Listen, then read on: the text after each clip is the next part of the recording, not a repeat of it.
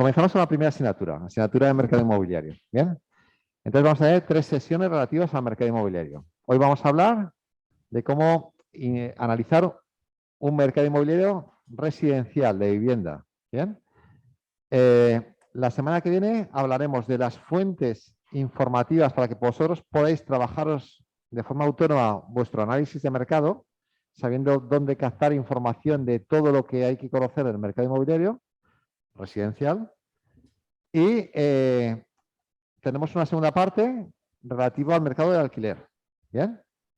Hoy vamos a hablar fundamentalmente del mercado de compraventa. Y luego habrá una tercera sesión que esa será online, que nos lo darán los responsables de Joan Lasalle en Madrid, donde hablaremos del resto de mercados de bienes inmuebles que son también muy relevantes. Mercado de oficinas, mercado comercial o retail, mercado logístico, industrial, alternativos también, residencias de estudiantes, ancianos, hay muchos también muy interesantes. También nos dedicará una pequeña parte al ámbito del alquiler. Bien, pues esos son los contenidos que vamos a ver en esta asignatura. No se ve la clase, me dicen. Alberto. ¿Me habéis escuchado?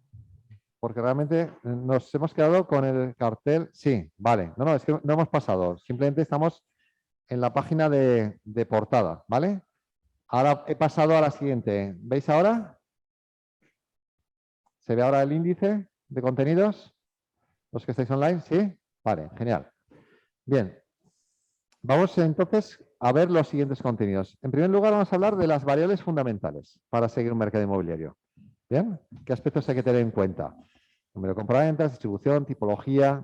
¿Qué tenemos sí o sí que conocer de un mercado?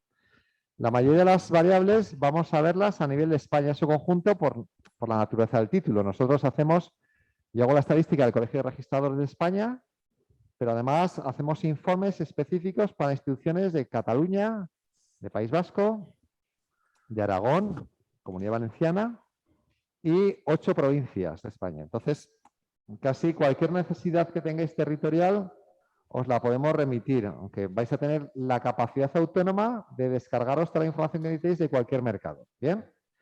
Pues primero, de cualquier mercado tenemos que saber cuáles son las variables fundamentales y luego cuáles son los factores determinantes de oferta y demanda, es decir, variables que no son del mercado, pero que influyen en él. ¿Vale? Desde el lado de la demanda y desde el lado de la oferta. Y saber interpretarlo adecuadamente. Esa es la estructura de contenidos donde el objetivo fundamental es que tengáis la capacidad autónoma de cualquier dato que sale por ahí, que se replica por los medios de comunicación, empleo, población, salarios, PIB, compraventas, precios, se replica todo. Pues que seamos capaces de tener una autonomía a la hora de interpretar si es un dato importante o no, por el tipo del dato, por la fuente del dato y qué impacto puede tener. Lo que intentamos es tener una buena lectura del mercado. ¿Bien? Ese es el objetivo en esta sesión. A ver si lo consigo porque estoy con el mando nuevo. Vale. Bien, vamos en primer lugar, con las variables fundamentales. No sé qué está pasando, Alberto, pero ¿se está cambiando? ¿O estás cambiando tú o...? ¿Ahora sí? Vale. Vamos con las variables fundamentales. Ahora sí. Yo te agradezco porque si lo saben de cerca. Bien. Estas son las variables. Puede haber otras.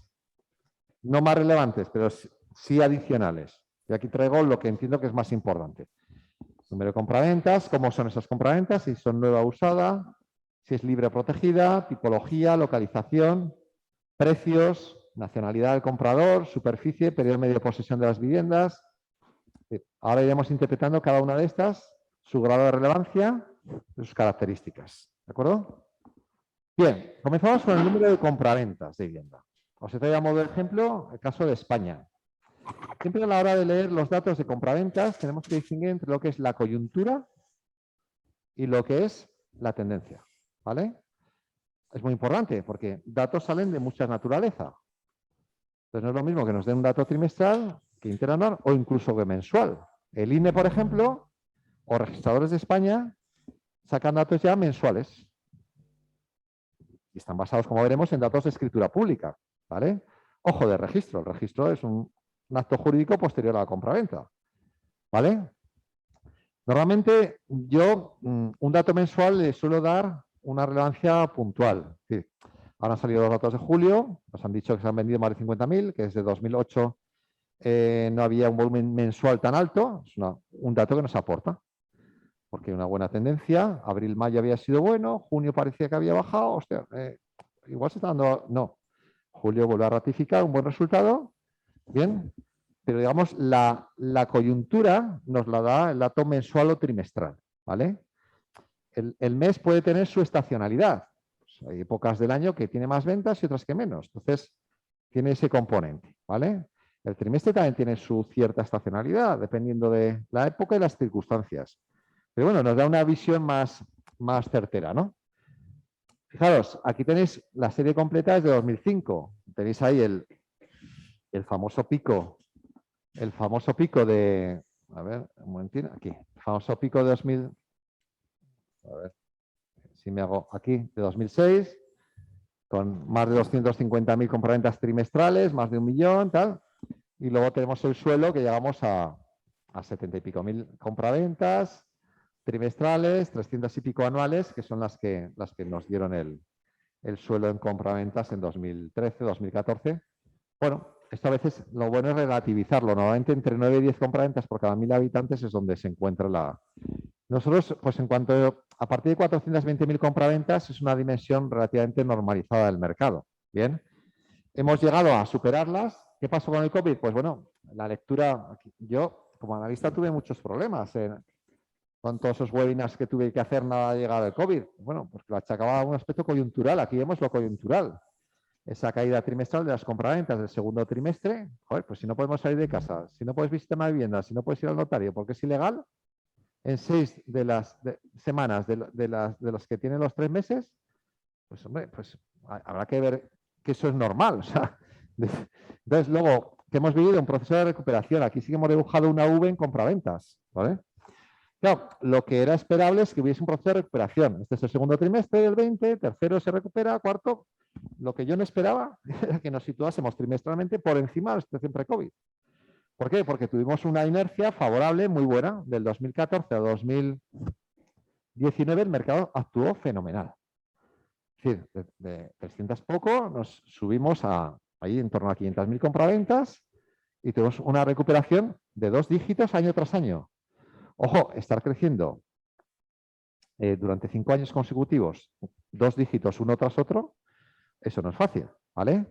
Entonces, claro, lo que no fuimos es a la locura de 2005, 2006, pero sí fuimos a un mercado pues con una notable intensidad. 2018 y 2019, la primera mitad fue fantástico. En la segunda ya parecía que se daba la vuelta al mercado, ¿vale?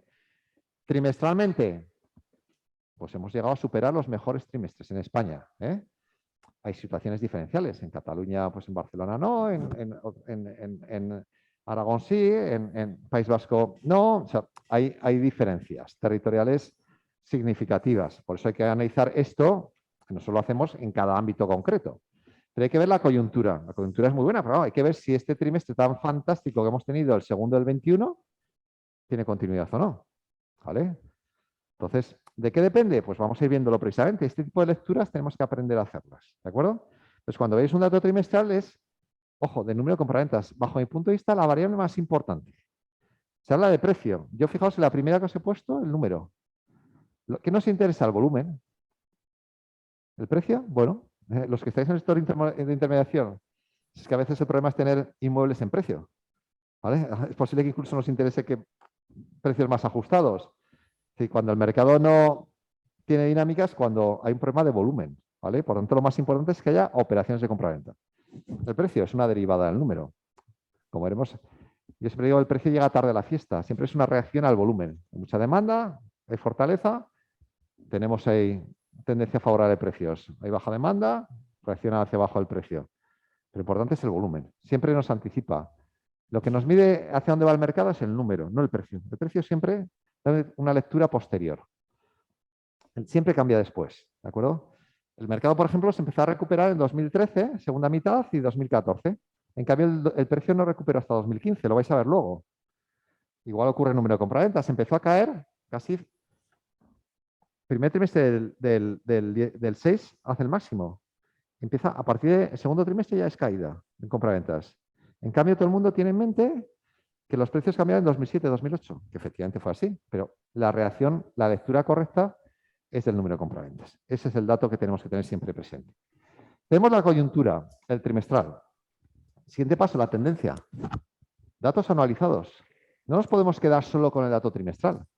Hemos tenido un excelente segundo trimestre, acabamos de verlo, del 2021. Fantástico. Mejor que en el 18 y el 19. Pero estamos por debajo en datos anualizados del 18 y 19.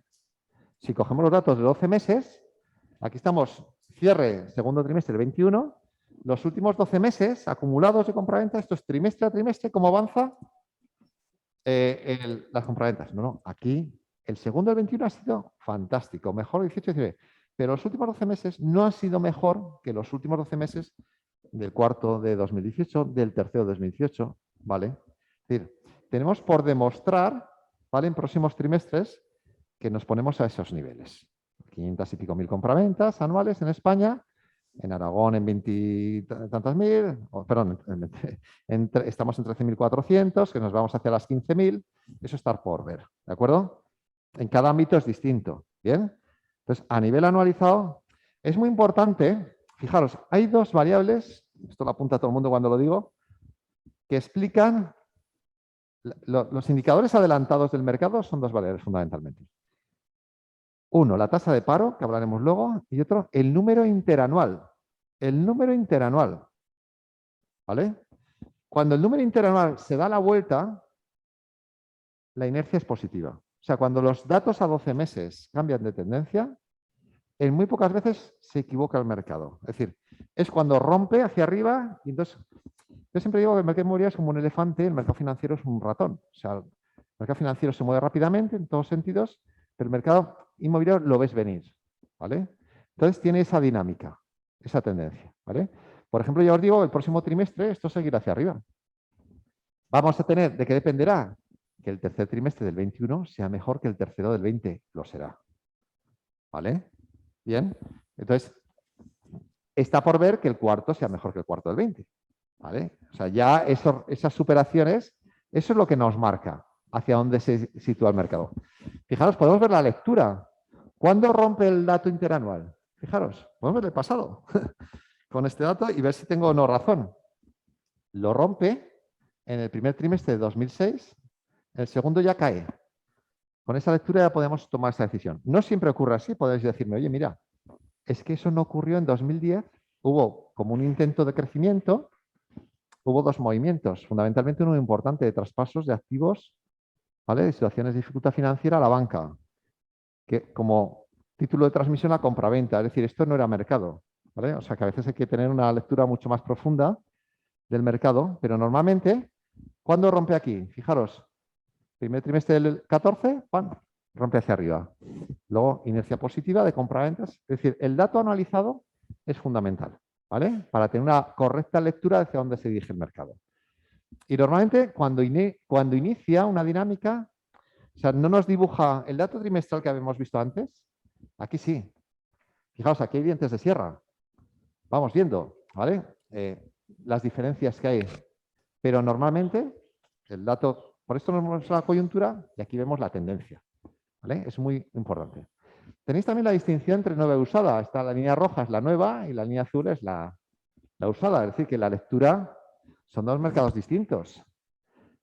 ¿Cuál es el verdadero sensor del mercado? El de usada, ¿vale? ¿Por qué? Porque el dato de compra-venta, dato de escritura, ¿cuándo se acuerda la compra-venta de una vivienda nueva?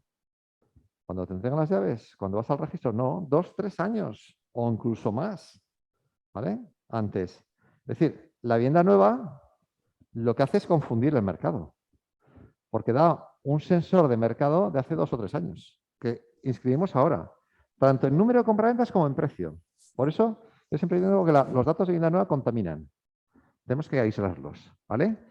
Son los datos de vivienda usada, que precisamente en vivienda usada en España, fijaos que sí que hemos llegado a superar los máximos a nivel trimestral del 18-19. La fortaleza es brutal. Ya explicaremos por qué, pero vamos, la vivienda se ha situado sin duda en el foco de la toma de decisiones de las familias. Es que no es que haya superado el COVID, que titulaba yo en el artículo en esa revista, ¿no? En un artículo que hice, sino que no le ha afectado. Es que no se ha contagiado, o sea, para nada. O sea, salvo ese trimestre que hemos tenido, la dinámica, ahora veremos también otros aspectos que han cambiado. Pero desde el punto de vista de la lectura del mercado, fundamental esta variable, número de compraventas, distinguir entre nueva usada y distinguir entre lo que es la coyuntura de la tendencia, datos trimestrales o mensuales frente a datos anualizados. Yo aquí lo que hago es tomar medias móviles, por ejemplo, de 12 meses y saco las tasas de variación trimestral con datos anualizados. ¿Vale? Bueno, aquí ya es donde te muestra esos aspectos.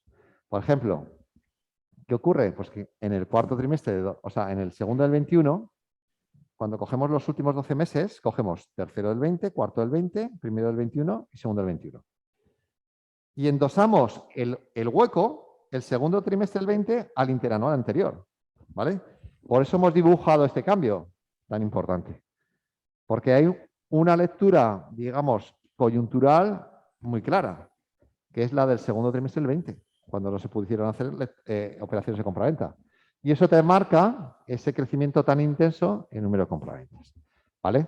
Pero esto sí que te va mostrando un poco la inercia, de hacia dónde se dirige el mercado. Desde luego, sin duda, pues fijaos que una vez superado este agujero de la caída del segundo, lo demás todo ha sido variaciones trimestrales de datos interanuales, es decir, una dinámica favorable del mercado. ¿Vale? Entonces, se nota claramente con mucha fortaleza. Fijaos cuando rompe el mercado. Aquí tenéis, por ejemplo, ese mismo signo a comienzo del 14. Nos da una lectura clarísima de tendencia. ¿Vale? Es cuando directamente, vivienda usada, que es el termómetro adecuado, empieza a dar tasas de crecimiento trimestral desestacionalizadas entre el 5 y el 10%. ¿Vale? Luego sigue creciendo, pero más moderadamente. En la segunda del 19 ya se veía que el mercado no podía aguantar esos niveles de compraventa. Ya se veía claramente que iba. Teníamos buenos trimestres, pero no tan intensos. ¿Qué ocurre? Que las tasas desestacionalizadas ya empiezan a mostrar esa ligera ralentización. Llega el COVID, tenemos este agujero. Posteriormente, progresiva recuperación, hasta esa intensidad que hemos tenido tan notable en este trimestre. Por tanto, tres indicadores muy sencillitos de sacar y que claramente te dan para cualquier mercado. El próximo día que veremos fuentes, todos los enlaces que os voy a dar, podéis sacar los datos de cualquier ámbito geográfico. Vais a tener sintetizado cómo conseguir información de todo lo que existe relevante, importante en el mercado inmobiliario en España. Podéis haceros de hecho, pues en el trabajo, el taller, veréis que una de las opciones es analizar un mercado concreto, una comunidad autónoma, una provincia, un municipio. ¿Vale? Bien. Vale, hemos visto, aquí se trata de hacer una lectura, no se trata de explicar un mercado concreto, España, sino que de estructurar el análisis. ¿Vale? Vamos ahora a ver cómo son esas viviendas, de las que hemos hablado en número, ¿no? También es importante, pues, qué es lo que se vende, ¿no? Lo primero, diferenciar entre lo que es vivienda nueva y vivienda usada, como os he dicho anteriormente, ¿no? Entonces, aquí tenemos el porcentaje, la línea azul de compraventas de vivienda nueva, perdón, de vivienda usada. Fijaos, aquí tenemos el 80%, es más o menos donde se ha ido situando el mercado durante los últimos años. Aquí no hay cambios significativos. Sin embargo, la línea gris y la línea roja son los porcentajes de compraventa de vivienda nueva. ¿Vale? Esos datos que nos contaminan en número y en precio, pero que nos dan una estructura de mercado. Yo, si soy un agente de comprador de venta, pues claro, quiero saber el peso de cada cosa. A lo mejor me interesa aliarme con la banca. Si en un momento concreto la banca resulta que en su stock de vivienda representa el 40% de las ventas, como ocurrió en algún momento. O me interesa focalizarme en vivienda usada, porque es donde el mercado está claramente liderando. Es decir, que ese tipo de decisiones conviene saberlo en función de los pesos, ¿no? Entonces, fijaos que la vivienda nueva, pues en España difícilmente ha superado el 20%. Hay diferencias, ¿eh? Hay diferencias. Por ejemplo, en Valencia hay más de un 85% de vivienda usada. Es un sitio claramente con más peso de vivienda usada. En Aragón estamos más o menos en un 80-20. En Cataluña hay zonas que superas el 20% de vivienda nueva, pero bueno, ahí está, ¿no? Y luego, pues bueno, dentro de la vivienda nueva, ¿qué peso tiene la vivienda libre y la vivienda protegida? Ahora la vivienda protegida la vemos ahí como algo residual, el 1%, incluso menos de 1%, esta línea roja, pero bueno, hubo momentos en el pasado que estaban cerca del 10%, o sea, un agente importante, porque tiene un nivel de precios, digamos, que en según qué escenario, pues condiciona la dinámica del mercado. Es precio regulado, y si el precio está muy alto, pues recordaréis en aquella época en la que hacían sorteos para ver si tocaba una vivienda de propiedad oficial y era como si te tocase la lotería, la gente lloraba, la familia, tal, se abrazaban, el príncipe Felipe, y luego resulta que eso se convirtió en un problemón, porque resulta que el precio de la vivienda cayó y se situó por debajo de la vivienda protegida, con lo cual habías comprado fuera de mercado, situaciones de impago, bueno, pues todo eso, ¿no? Entonces, hay que conocer cómo está estructurado el mercado, ¿no? La vivienda nueva ha tenido un buen recorrido, las dos han crecido. En número absoluto, lo que hemos visto antes es que la dinámica del mercado ha sido buena en nueva y usada. ¿Qué ocurre? Que últimamente está creciendo más la usada que la nueva, pero los últimos años la vivienda nueva ha tenido un recorrido alcista importante. Ha tenido una muy buena evolución. No, es que vemos las grúas, la vuelta a la grúa, no sé qué. Bueno, pues sí, pero bueno, en términos relativos se ha recuperado, luego veremos, muy moderadamente en relación a lo que yo siempre, luego lo veréis, el número de visados, que es las que llegan al mercado, lo que inyectas flujo nuevo frente a lo que se vende, no tiene nada que ver, es un mercado muy equilibrado el sector de obra nueva. Está todo vendido, haremos visitas a promotores inmobiliarios, nos explicarán la relación del crédito por motor, que está todo muy controlado, muy medido, muy garantizado. Es un sector muy estable y muy equilibrado, ¿no? Pero sí que estamos ahí en esa situación más o menos estructural de 80-20, ¿no? Veremos que las características del comprador han cambiado. Lo que se busca, y los que estéis en el mercado lo vais a constatar, y yo he tenido que buscar variables para explicar, me dijo, oye, los registradores, los de comunicación, tenemos que sacar datos de cosas que hayan cambiado con el COVID. Y saqué, ahora está por todos lados, pero los primeros que fuimos hablando de los incrementos de superficie, de la tipología de vivienda unifamiliar, zonas abiertas, tal, fuimos nosotros el cambio de factor localización. Son unos indicadores que se me ocurrió, no es que me ocurrió, sino que percibía que estaban, y claro, al final una cosa es opinar y otra cosa es constatar con datos lo que está ocurriendo, que es lo que vamos a ver, ¿no? E intentamos siempre desde nuestro equipo, ¿no? Entonces, esa relación de 80-20 más o menos es la que... Con esos cambios de las características demandadas por la vivienda que veremos ahora, la vivienda nueva tiene una oportunidad. Además, tiene su oportunidad. De hecho, todo lo que se coloca se vende. Es decir, que, de hecho, hay una cierta burbuja, entre comillas, en la obra nueva, en el sentido de que vamos, se coloca ya unos niveles de precio y la promoción ya está a unos niveles de precio porque, claro, los costes de mano de obra, la baja disponibilidad de personal cualificado, los incrementos de precio del suelo que se han ido produciendo, según qué ámbitos y características, bueno, pues eso está presente ahí, ya llegas a unos niveles, yo hablo con promotores que claro, o te sitúas a unos niveles de 3.000 y pico, por lo menos aquí en Zaragoza, o no hay margen para el promotor. Entonces, y claro, hay demanda, hay demanda. ¿Y por qué digo que es un momento de oportunidad en obra nueva? En el sentido de que es el único que puede cambiar las características físicas de la vivienda, que parece que es importante en el nuevo perfil de demandante, ¿no? Es el único que puede meterle más terrazas, más metros. Las cosas han ido cambiando. Ha habido épocas en las que se vendían más los pisos pequeños, ahora los grandes. Entonces, la vivienda usada ya está, tiene unas características.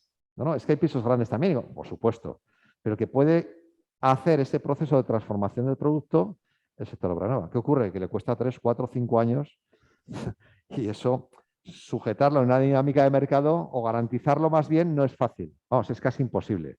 Siempre digo que la figura del promotor es una figura especialmente compleja. Tengo un negocio especialmente complicado por la naturaleza. Iremos hablando en distintas sesiones y tenemos distintos ponentes en ese campo, ¿no? Bien, vemos la estructura en cuanto a vivienda nueva, vivienda usada, la nueva libre y protegida.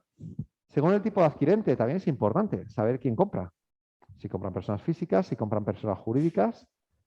¿Es normal que compren personas físicas? Sí, vamos. No, es que estamos hablando de vivienda. Ya, bueno, hay viviendas, la gran mayoría se utiliza para residir, pero no pasa nada. De hecho, bajo mi punto de vista, se debía fomentar que las empresas comprasen viviendas, sobre todo si las dedican al alquiler. Porque tenemos, ya veremos en muchas sesiones, una falta de oferta de vivienda al alquiler. Entonces, que haya empresas comprando o compran viviendas para destinarlas a su actividad de oficinas o lo que sea. Entonces, lo que sí que parece normal es que haya una alta presencia de comprador persona física frente a persona jurídica y si no, pues hombre, nos da cierta anomalía, ¿no?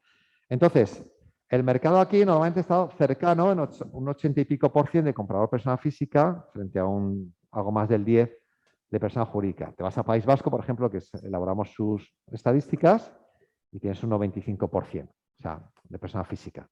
Te vas a Cataluña y tienes un 80 y pocos %. O sea, que hay sitios donde hay más presencia de personas jurídicas, bueno, por lo menos conocer ese mercado, ¿no? Desde el lado de vista de la compra. Ha habido periodos, fijaros, en las que, oye, más del 20% han sido personas jurídicas. Hombre, si estamos haciendo traspasos de activos de particulares a banca o sociedades de comercialización, yo qué sé, los Servihabitat, los Altamira, pues claro, ese tipo de operaciones se trasladan al registro y al final nos da esa estructura. Pues ha habido periodos en los que ha habido alta presencia desde el lado de la compra de personas jurídicas por ese traspaso de activos, ¿vale? Cuando llegas a una situación de más de un 80 y pico % de comprador persona física, digamos que estás en un mercado más o menos normalizado. Por tanto, es un elemento a tener en cuenta. Y en esa situación nos encontramos los últimos años con una tendencia, fijaros, creciente en el peso de personas físicas y, digamos, reduciéndose el peso de personas jurídicas. Eso es una situación normalizada. ¿Que empecemos a ver la tendencia contraria? Pues bueno, ya nos puede empezar a dar pistas de que algo puede estar fallando, ¿no? Entonces, ese tipo de datos hay que seguirlo. Esto es desde el lado del comprador. Ahí, por ejemplo, tengo cierta relación con el servicio de estudios del UVA. Me llaman de vez en cuando para pedir datos, tal. Oye, ¿no podéis desde registradores sacar datos desde el lado del vendedor? Me decían en tiempos, ¿no? Claro, era un dato muy importante. Dices que tenemos la sensación de que el mercado somos nosotros. Nosotros se hablan como sector financiero. Perteneces al sector financiero y claro, es importante saber qué parte del mercado está siendo ventas de personas físicas desde el lado del vendedor y que ahora tenemos un peso importante de personas físicas, pero en su momento no era así. Entonces, la parte del pastel desde el lado del comprador y el vendedor, registradores en ese momento me garantizaron que no podían dar ese dato desde el lado del vendedor, pero sí desde el lado del comprador, que es lo que hemos ido publicando, ¿no? Por lo tanto, importante conocerlo, ¿no? La tipología, un dato muy importante, sobre todo en los últimos años. Este es uno de los datos que antes no publicábamos precios de vivienda colectiva o pisos frente a vivienda unifamiliar, pero no presentábamos dato de número. Pero claro, empiezas a ver que se demandan pisos más grandes, no sé, oye, ¿cómo lo medimos? Bueno, pues el dato superficie lo tenemos, luego lo veremos. La estratificación de la superficie por tramos de superficie de 0 a 40, de 40 a 80 metros cuadrados lo tenemos. Bueno, pero lo que no tenemos es la distinción de compraventas entre vivienda unifamiliar y vivienda colectiva pisos, ¿no? ¿Qué ocurre? Pues hombre, que la vivienda unifamiliar, pues parece que se percibía que en la situación COVID existía un interés por viviendas de más superficie. Y sobre todo zonas abiertas. La verdad es que nos ha afectado psicológicamente el estar 6 semanas encerrados en casa. Claro, como decía Fernando Montón, director general de Plaza 14, oye, yo creo que los próximos 50 años, yo tengo 50, pues he estado 6 semanas, si en los próximos 50 me afecta otras 6 semanas, no creo que tenga que tomar una decisión de cambio de mis preferencias de compra. Pues, no es previsible, pero bueno, cada uno tiene su escenario y sí que ha habido una intensificación muy clara de búsqueda de viviendas con espacio más metros, tanto interior como exterior. Y la vivienda unifamiliar claramente presenta esas características. La vivienda unifamiliar normalmente son más grandes, normalmente, no siempre, pero normalmente, y tiene más espacio abierto. Más terrazas, más jardín, ¿vale? Entonces, claro, eso inmediatamente se traslada a los datos. Aquí tenéis los datos de compraventas trimestrales, la evolución entre pisos y unifamiliares. Aquí tenéis la evolución de pisos. Pisos normalmente estaban en torno al 85%. Llega el COVID, ¡pam! Y bajada al 70 y pico % de compraventa de pisos o vivienda colectiva, ¿no? Y en el cuarto trimestre del 20 es cuando se marca el máximo histórico. Esto normalmente lo tenemos montado con un data studio, un business intelligence y nos moveríamos Pero no quiero entrar en el dato, ya entraremos en datos exactos. Prefiero mostrar tendencias, análisis, ¿no?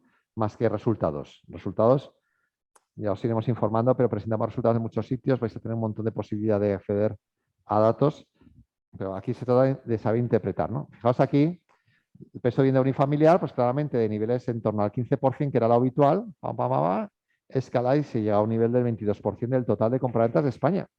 En un trimestre, el 22% de las viviendas transmitidas, vivienda unifamiliar. Eso es muchísimo. Eso es muchísimo. Bien, entonces, la verdad es que ha sido un protagonista. Y dices, bueno, los 2 últimos trimestres se da la vuelta. Ojo.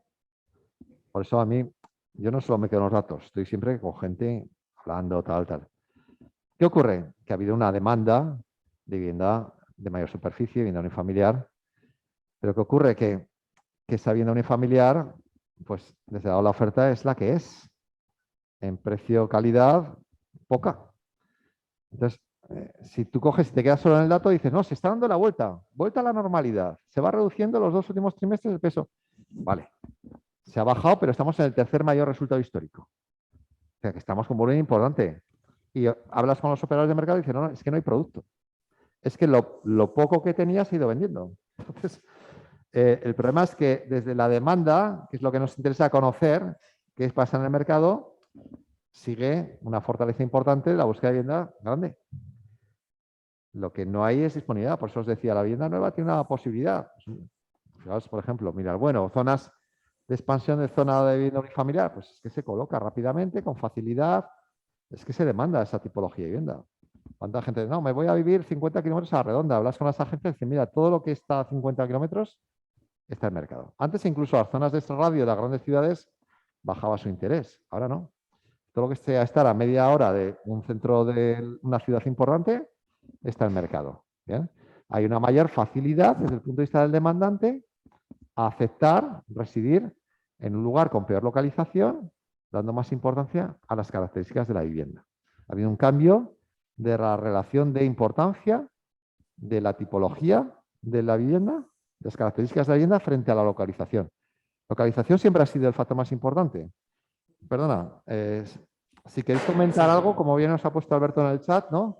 Lo podéis hacer en sala también, acercándoos a los micros. Yo ahora, mientras comentabas esto del cambio de tendencia a raíz del COVID, de vivir en las afueras porque ganas en tipología, porque los que nos dedicamos a esto, o sea, escoger el teléfono y una habitación más para teletrabajo, terraza, espacio para los niños, era, curiosamente, el irse al extrarradio antes de la crisis era por lo imposible que era comprar en las ciudades. Entonces, quiero decir que a veces se producen movimientos que se ocasionan por factores totalmente diferentes. Sí, sí. El caso es que todo afecta, porque antes la gente que se iba a Cuarte, a María de Huerva, a que sea, Villanueva de Gallego, es porque allí compraba lo que en Zaragoza no podía comprar.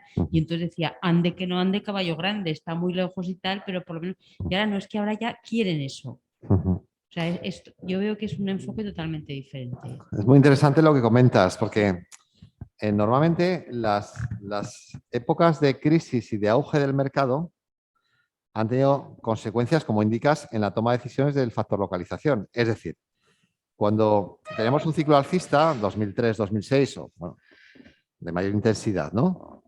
Pues el no poder comprar, como incides, a determinados precios en determinadas localizaciones, te hacía desplazarte a peor localización para mantener precio. Y viceversa, cuando el mercado cayó, lo que buscabas es, como se te ponía en precio mejores localizaciones, digamos, los centros de las ciudades o las zonas más demandadas sufrían menos porque tenían mayor demanda, porque a ese precio sí se podía. En cambio, en nuestros radios es que ni había visitas. Sin embargo, ahora estamos en un proceso de recuperación del mercado donde el favorecido no es los centros más demandados, sino los extrarradios, ¿vale? O sea, porque se le da importancia a la característica de la vivienda y no a la localización, ¿vale? Es la novedad, porque la dinámica de los mercados normalmente ha sido la contraria, lo que decía inicialmente. Subida de precios, nos tenemos que ir fuera. Bajada de precios, puedo comprar en sitios de mejor localización. Ahora no. Recuperación y sin embargo me tengo que ir no es que me tenga que ir, prefiero irme, ¿vale? A esas peores localizaciones. ¿Vale? Entre comillas, ¿eh? Lo de peor, mejor, ¿eh? ¿Vale? Que luego existen, lógicamente, las preferencias de cada cual. Aquí tenéis los datos trimestrales en la gráfica de la izquierda, a la derecha lo mismo en datos anualizados, ¿vale? Con una clara inercia, sobre todo a partir del COVID, a una intensificación en los últimos trimestres del crecimiento de la demanda de la tipología de vivienda unifamiliar. Por esas características, más superficie. ¿Dónde está situada mayormente la vivienda unifamiliar? En los radios o en municipios de los entornos de las grandes ciudades. Por tanto, eso se traslada luego al número de compraventas y al peso relativo de cada una. ¿Quiere decir que la vivienda colectiva ya deja...? No, no, la vivienda colectiva, los pisos siguen teniendo pesos pues, del 70 y pico por cien, casi 80% de las compraventas. ¿Vale? Sigue siendo el elemento central, lo que ya hay una distinta configuración de la estructura. ¿Que soy un agente inmobiliario? Pues si me entra como producto una vivienda unifamiliar o en un pueblo, pues a lo mejor tendré más posibilidades de los que hubiese tenido en cualquier otro escenario de mercado en el pasado, por lo menos últimamente, ¿eh? Que todo es susceptible de que se vea modificado.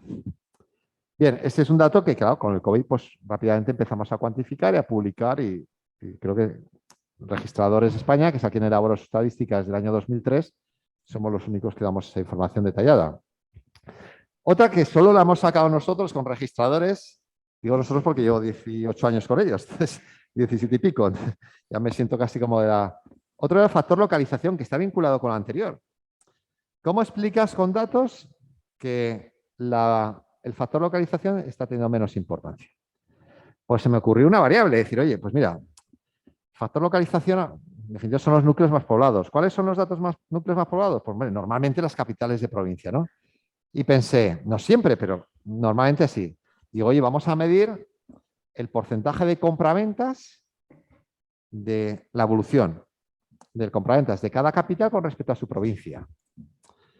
Si observamos que hay una pérdida de peso relativo, claramente, o sea, si tú, Zaragoza ciudad, pues que representas el 70% de la provincia, pues pasas a representar el 62%, pues tú puedes haber crecido en compraventas como ciudad, pero digamos que la provincia ha crecido más. De tu peso relativo, entonces eso nos justifica la relevancia del factor localización. Si Barcelona pierde peso relativo a nuestra su provincia, pueden los dos ganar o perder en compraventas, pero gana más uno frente a otro. ¿Vale? Ese es el elemento que nos permitía objetivar la relevancia del factor localización, entendiendo como buena localización o preferida localización, gran municipio, en principio peor localización, la provincia. ¿Vale? ¿Qué observamos? Bueno, pues observamos que excepto en los dos últimos trimestres que ha habido un cierto equilibrio hasta finales de 2020, en esos 3 trimestres de 2020, oye, el cambio fue radical. De 50 capitales de provincia, 42 llegaron a perder peso relativo trimestre, o 30 y pico. En el último trimestre ya ha habido un equilibrio, ¿eh? De las que han ganado capitales y las que han perdido peso relativo. Ya va normalizándose, pero sí que ha habido un cambio de tendencia. Fijaros, por ejemplo, Madrid, ¿vale? Madrid, pues niveles... Espera, no, ¿dónde estamos? Ah, no, perdón, Zaragoza. Este es Zaragoza, la línea gris, ¿vale? Zaragoza está de arriba porque es una capital de provincia con peso brutal respecto a su provincia. No somos los campeones. ¿Alguien me puede decir quién es la ciudad que más peso tiene sobre su provincia? No es fácil. Vitoria. Vitoria tiene un 90% del total de la provincia. En el segundo lugar estamos en Zaragoza, ¿vale? Entonces, ahí vemos cómo, excepto el último trimestre, la pérdida ha sido clarísima, de más de un 85% de compraventas a pasar a un 67% aproximadamente. Es decir, es una pérdida de peso relativo muy importante. Pero claro, lo que ves en Zaragoza, lo puedes ver aquí en Madrid. Fijaos la tendencia. Lo puedes ver en Sevilla.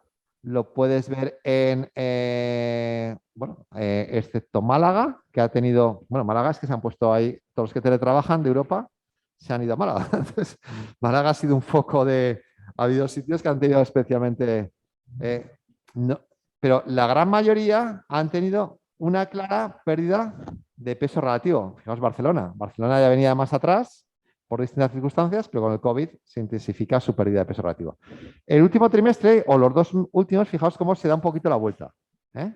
Pero sí que ha habido una inercia a que el factor localización, a que las capitales hayan ido perdiendo peso relativo respecto a su provincia.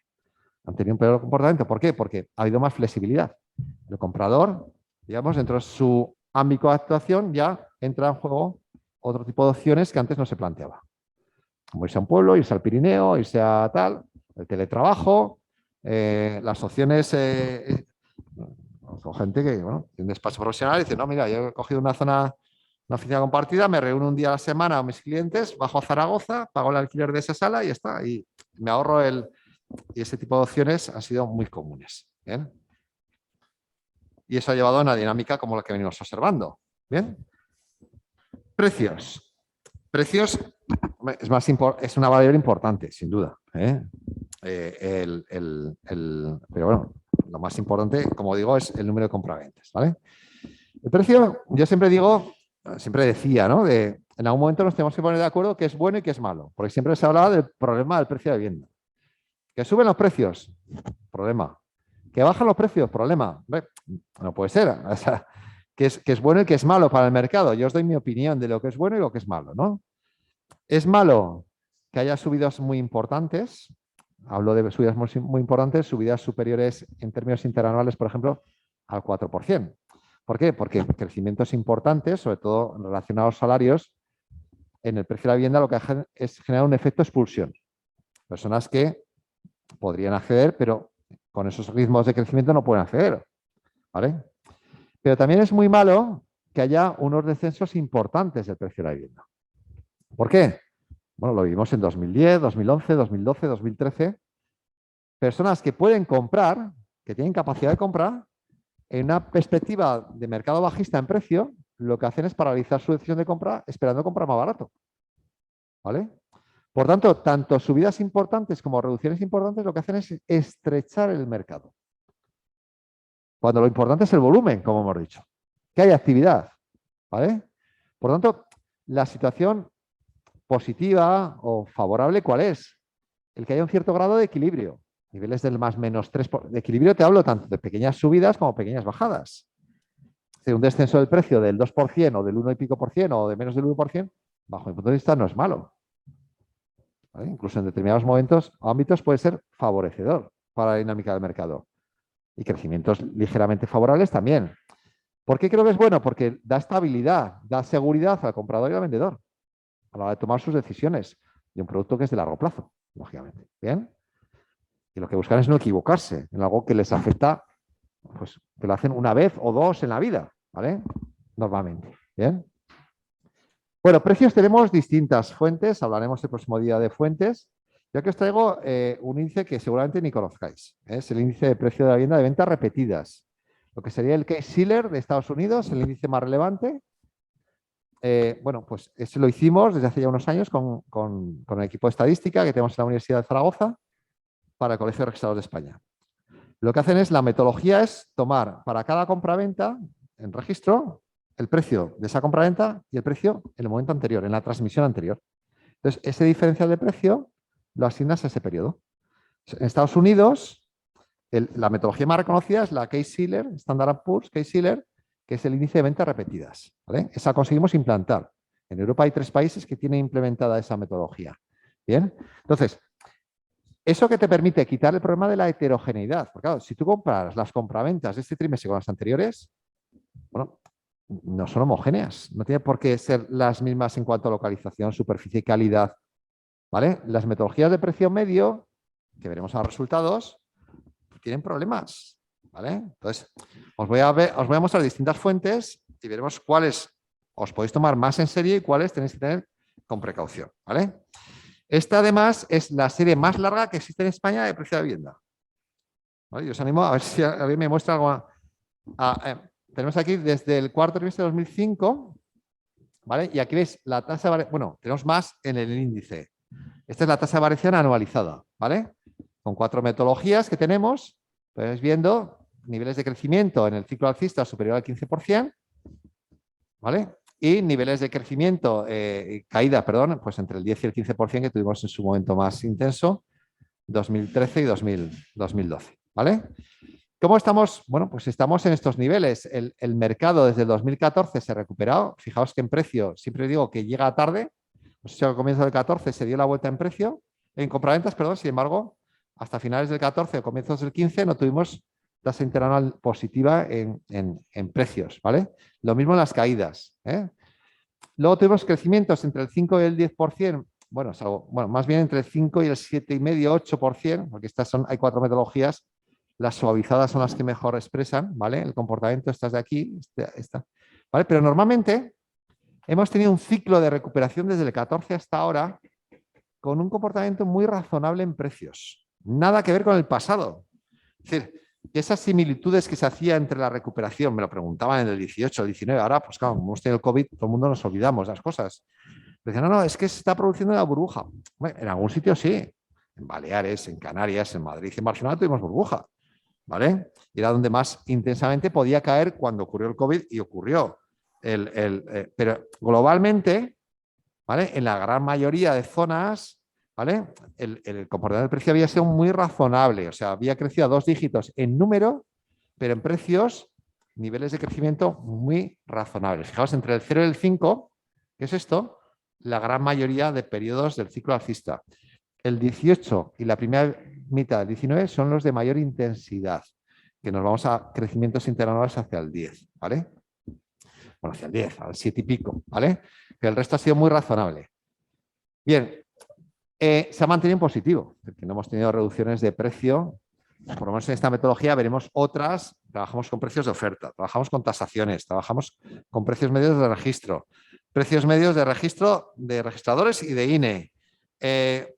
Ventas repetidas. Al final, mires por donde mires, siempre la situación viene siendo la misma. Se mantiene resistencia en los niveles de precio y comportamiento favorable. Bien, esa es la situación de mercado. Si vemos la metodología de precios medios, aquí ya son euros metro cuadrado. A mí me gusta poco hablar de... Antes os mostraba en la gráfica anterior las tasas de variación. ¿Por qué? Porque en el precio por metro cuadrado pues, depende de la localización, de la tipología, incluso en un mismo bloque la altura cambia de precio. Es decir, que lo importante es hacia dónde se mueve el mercado. Más que el precio medio de Zaragoza es 1.600 euros. Bueno, depende, ¿eh? Te vas a distrito de universidad, no tiene nada que ver con el barrio de Las Fuentes. Entonces, tienes que siempre contextualizar, ¿vale? Por eso lo que nos gusta, lo que debemos de ver es la tendencia, ¿eh? Hacia dónde se dirige. Fijaos, vivienda nueva contamina, ¿eh? La vivienda nueva tiene unos niveles de intensidad importantes, crecimientos cercanos al 10%, incluso superiores anuales, porque ahora están escriturando las compraventas, la sensación de mercado de hace 2 o 3 años, de cuando se firmó el acuerdo de compraventa con la promotora, ¿vale? Entonces, ese dato tenemos que excluirlo y quedarnos solo con la usada. Y la usada, fijaros que ha habido un ligero descenso con respecto a lo que tuvimos antes del COVID, primer trimestre del 20, y luego lo que hay cierta estabilidad, cierta resistencia, ¿vale? No hay una propensión a reducir precios, o el mercado no percibe esa necesidad de reducir precios, por lo menos hasta la fecha. ¿De acuerdo? En esa situación nos encontramos en la metodología de precios medios. Claro, precios medios, cuando hablas de España en su conjunto, pues ahí hay una homogeneidad de resultados. Aún así, yo os digo que las 2 fuentes más fiables bajo mi punto de vista son la que os he comentado de Case-Shiller, de ventas repetidas de registradores, y por otro lado la del INE. El INE trabaja con precios medios, datos de escritura, pero datos homogenizados. Sí que hace un esfuerzo de lo que compara de un periodo a otro, que sea similar localización, calidad, antigüedad, superficie, ¿vale? Entonces sí que hace ese grado de similitud, ¿vale? Los datos de precios medios, por ejemplo, de registradores que publicamos nosotros o de notarios, no hace ese esfuerzo de homogenización. O los datos de fomento, que son de tasaciones, primero son tasaciones.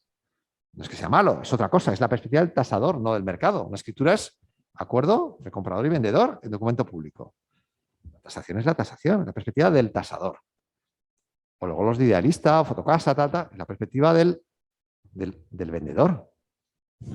¿Hay que conocerlo? Sí, hay que ver todas las vertientes del mercado, pero sabiendo lo que está la cosa.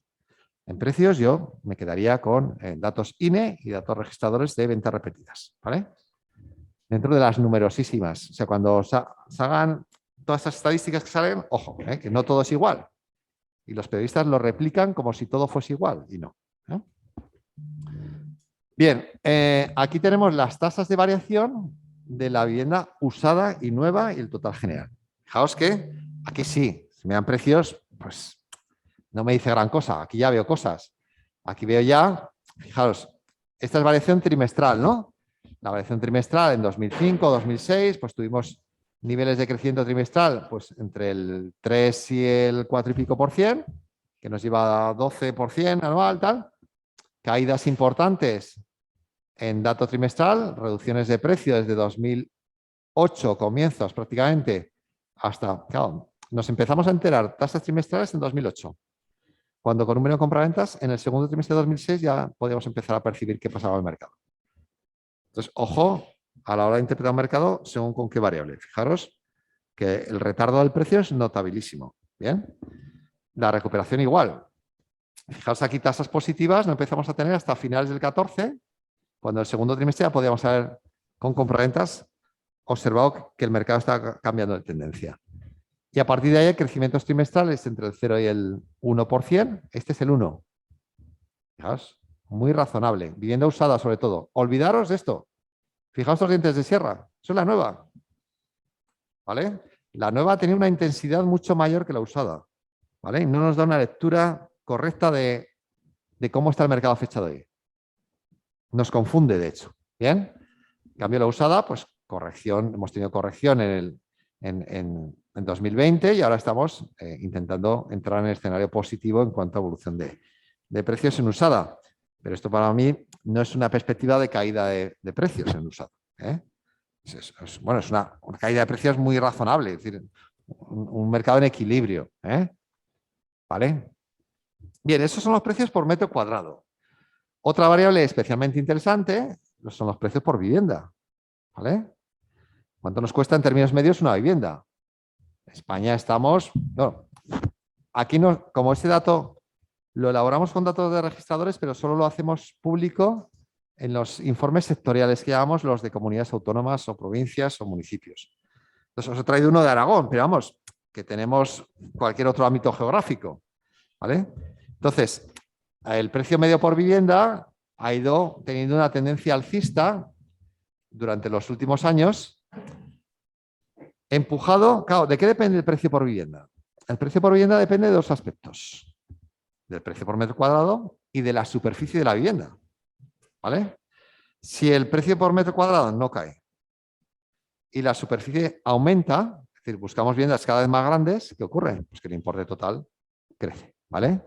De hecho, en precio por vivienda estamos en máximos de los últimos 10 años en casi todos los sitios. ¿Bien? Claro, hay un aumento importante y es que la financiación hipotecaria está respondiendo. Por lo tanto, con bajos tipos de interés, etcétera. Entonces, ese tipo de necesidades adicionales de recursos que claramente se está viendo presente, pues lo tenemos ahí capacitado a través de la respuesta de la entidad financiera, ¿no? Otro aspecto muy importante, la nacionalidad. Cuando hablamos de nacionalidad es la nacionalidad del comprador. Del comprador. Es decir, si el comprador es nacional o extranjero. ¿Vale? Bien, el comprador, no del vendedor. Comprador exclusivamente. Eso es cuando se hace referencia al dato nacionalidad.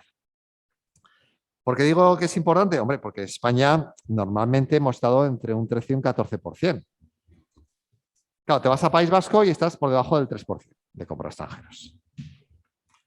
Te vas a Alicante y estás en el 45%. Entonces, depende. Sí. No, por la experiencia que yo tengo, habría que separar lo que son ciudadanos de la Comunidad Económica Europea y lo que son emigrantes. Sí. Los ciudadanos de la Comunidad Económica Europea generalmente compran porque es una segunda residencia o porque trasladan su residencia aquí cuando son mayores o porque pueden trabajar, compartir su trabajo en su país de origen y su residencia en España. Y tenemos otros compradores no nacionales que son los extranjeros. Y dentro de los extranjeros tenemos diferentes zonas y diferentes actuaciones financieras en cuanto a la compra de viviendas y en cuanto al tema del cumplimiento de sus obligaciones, que es algo que yo tengo algo de experiencia. Entonces nos encontramos con ciudadanos que provienen de antiguos países del este, cuyo grado de cumplimiento es bastante elevado y cuyo grado de cumplimiento, de compromiso con sus obligaciones a la hora de comprar una vivienda es, pues no similar a los nacionales, pero un buen nivel. Y nos encontramos con otros ciudadanos de otras zonas de América Latina, cuyo nivel de compromiso y de cumplimiento es bastante distante a lo que tienen el resto de ciudadanos españoles. Y no quiero seguir enumerando otras zonas no muy lejanas de aquí donde el grado de cumplimiento es muy deficiente. Muy bien. Como vas a ver ahora, te vamos a hacer caso. O sea, todo lo que has dicho, o lo vas a ver o te voy a remitir donde lo podrías ver. Porque claro, el tema nacionalidad, precisamente para FIAFCI, que es la agrupación de agencias inmobiliarias a nivel internacional, nos tocó hacer un informe específico sobre la demanda extranjera en España, ¿no? Y tanto desde el mercado de compra-venta como del mercado hipotecario. Y ese tipo de lecturas están ahí presentes con el desglose correspondiente. Es muy importante diferenciar nacionalidad, si son residentes o no residentes. Lo vamos a ver ahora. Quería comenzar por extranjero, por el término absoluto y sobre todo relativizar, porque hay provincias españolas, como os digo, con más de un 40% de comprador extranjero y hay provincias con menos de un 1%. Entonces, claro, hablar de nacionalidad, yo cuando presento los resultados de País Vasco, pues es algo que doy de pasada.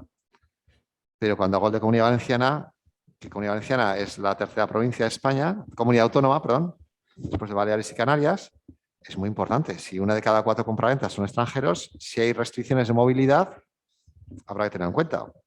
Ojo, restricción de movilidad dependiendo. Si tu perfil de comprador extranjero es residente o no residente. Si es residente, te afecta menos. Si es no residente, te afecta más porque es el que no puede venir. El que ya está aquí puede comprar si quiere comprar como un nacional. ¿Vale? Entonces, todo ese tipo de aspectos tenemos que desagregarlos para tener muy claro hacia dónde se estructura nuestro mercado. Por ejemplo, ahora hacer aquí, pues nuestra presencia estamos hablando en torno a un 5% de compradores extranjeros en Aragón. Valencia, un 25%. Hombre, pues a lo mejor tienes que hacer acciones de marketing importantes y habrá que saber si son alemanes o británicos. El grado de cumplimiento, ahora no vamos a ver, pero nosotros, sobre todo en el anuario de registro de España, trabajamos muy detalladamente el lado de nacionalidad desde el ámbito hipotecario. ¿Bien? Con desgloses por nacionalidad. Tal. Sacamos datos también de extranjeros de número de certificaciones por ejecución de hipoteca, número de acciones en pago. Entonces, todo ese tipo de lecturas son clarísimas, clarísimas.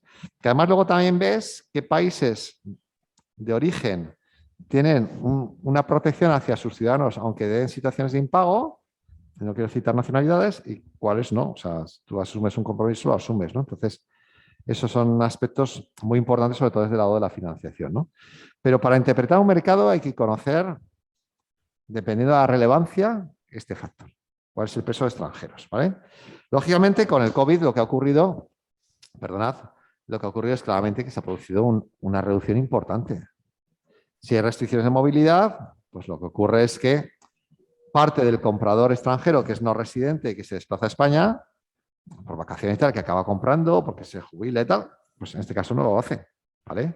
Entonces hemos pasado de niveles entre el 13 y el 14% que teníamos a niveles que actualmente han llegado a estar incluso por debajo del 10% del total de compraventas por extranjeros. Es decir, estamos en mínimos de los últimos años. Desde 2013 comienzos no tenemos niveles tan bajos de compraventa. Entonces, el demandante extranjero ha tenido pesos muy importantes, ojo, en un mercado creciente, porque esto estamos hablando en términos relativos. En términos absolutos, el crecimiento ha sido todavía más intenso en número de compraventas. Es decir, por otro lado te da el nivel de confianza del ciudadano extranjero con respecto al ámbito residencial español, que ha sido muchísimo. ¿Bien?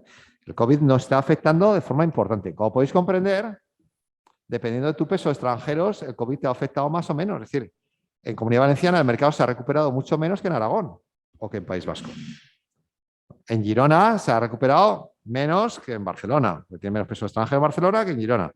Y así con muchos sitios. Es decir, que la demanda extranjera ha tenido un factor o ha sido un componente penalizador, ¿vale? En el contexto COVID. Sin embargo, en condiciones normales, el tener un alto peso de extranjeros es bueno. Porque hablo como mercado, sobre todo según qué nacionalidades, que son las que han caracterizado los últimos años, y ya pasó a nacionalidades, el mercado español, que es un perfil de nacionalidad que poco tiene que ver con el de 2006, 2005, 2004. la característica de los últimos 10 años ha sido fundamentalmente un comprador extranjero procedente de nacionalidades o de países con un alto nivel de renta per cápita, superior a España. ¿Vale? Entonces, tener ese perfil de comprador te garantiza menor dificultad de pago, de atender a tus compromisos de pago. De hecho, el número de certificaciones, el peso relativo era menor en extranjeros los últimos años que en nacionales. Y cuando desglosabas por nacionalidad, las situaciones de impago procedían del anterior ciclo de las nacionalidades que encabezaban los años precedentes. ¿Vale? Entonces, ese tipo de aspectos ha estado presente, ¿no? Por ejemplo, en 2005-2006, británicos siempre han sido los primeros. Están a punto, o sea, les queda un par de trimestres para perder el liderazgo, pero siempre han sido los mayores. Han llegado a ser, aquí tenemos el porcentaje de extranjeros, de cada nacionalidad, tenemos las 19 primeras nacionalidades, creo que son 19, sobre el total de extranjeros. O sea, estamos ya que ha perdido el 10%. Reino Unido llegó a ser más del 30%. Más del 30% de compra de extranjeros sean británicos. Una de cada tres, prácticamente, ¿no? Ahora está en menos del 10%. Y hasta alemanes hay muy cerca, marroquíes, franceses, rumanos, tal. Ahí tenéis el ranking, ¿vale? Sí, una pregunta por ahí, ¿no? Luis, sí. Quería intervenir José Manuel Arpal. José Manuel, cuando quieras, Sí. ábrete el micro. Nada, una duda. Entiendo que cuando estamos hablando de extranjeros, la persona que es inmigrante o es extranjero y se ha nacionalizado y tiene su DNI, esa persona ya no nos sale en el ranking, ya cuento como un español normal. No, estamos hablando de nacionalidad. Si está nacionalizado con español, es español. O sea, el dato Correcto, ¿no? se toma según nacionalidad. Ojo, si comparte la doble nacionalidad, de hecho ahí se toma a través del documento de identidad por parte de registrador de España. ¿Vale? Entonces, en el año 2003, 4, 5, 6, británico era primero, pero el segundo era ecuatorianos. Tercero era rumanos. Cuarto era marroquíes. Tenéis los anuarios, ya os diré las fuentes y diréis dónde encontraréis toda esta información. De hecho, tengo libros, puedo regalar libros, anuarios de mercado inmobiliario de distintos sitios. A ver si me acuerdo otra vez el próximo día y os voy dando cosas. Claro, el perfil de demandante extranjero del anterior ciclo inmobiliario alcista era, sobre todo, nacionalidades que venían a España como destino laboral y ante una buena evolución de su situación económica compraban. En la situación de los últimos años, no. El predominio, y eso que ahora ya va cambiando un poquito, el predominio básico ha sido de nacionalidades, fundamentalmente, podemos catalogar sol y playa, donde pues deciden optar por España como lugar residencial de descanso, de ocio, de turismo, etcétera, ¿no? Y eso ha dado unas diferencias territoriales brutales. Cuando el comprador era ecuatoriano, marroquí y rumano, la distribución del comprador extranjero era más homogénea por el territorio nacional. ¿Vale? Sin embargo, cuando el perfil de comprador extranjero pues son noruegos, alemanes, franceses, belgas, lo que ocurre es que se distribuye sobre todo en costa y el resto del peso es mucho más bajo. ¿Vale? No tiene nada que ver, los líderes son siempre ahora vamos a ver, territorialmente las islas, Canarias y sobre todo Baleares y Canarias, y luego todo la vertiente mediterránea. ¿Vale? Entonces, ahí es la importancia en el mercado en el que estemos, nos determinará el grado de importancia que le tenemos que dar a la variable nacionalidad. Insisto, estamos en Aragón, pues es muy relativo, estamos en País Vasco prácticamente nada, estamos en Extremadura nada, estamos en Galicia nada, pero estamos en Valencia, estamos en Baleares, en Canarias, es fundamental entender qué pasa. Un alto peso de extranjeros es bueno, sobre todo lo de los últimos años, porque estás menos afecto al riesgo país. Es decir, si tu economía va mal, ¿vale? Tu peso de comprador extranjero, ¿vale? Te compensa la situación. Es decir, si Alemania va bien, Noruega va bien, etcétera, es lo que te condiciona, ¿vale? Y luego tener en cuenta otro aspecto muy importante y es la moneda, ¿vale? Estas nacionalidades que no tienen la moneda euro, Reino Unido, Rusia, que llegó a estar en la tercera posición, las relaciones estratégicas, Unión Europea, países, Rusia, etcétera, condicionan notablemente. Entonces, en función de este tipo de aspectos, pues podemos tener una dinámica favorable o desfavorable. Los británicos con la moneda alta, pues les salía a nada comprar en España y viceversa, y con el rublo igual. Perdona.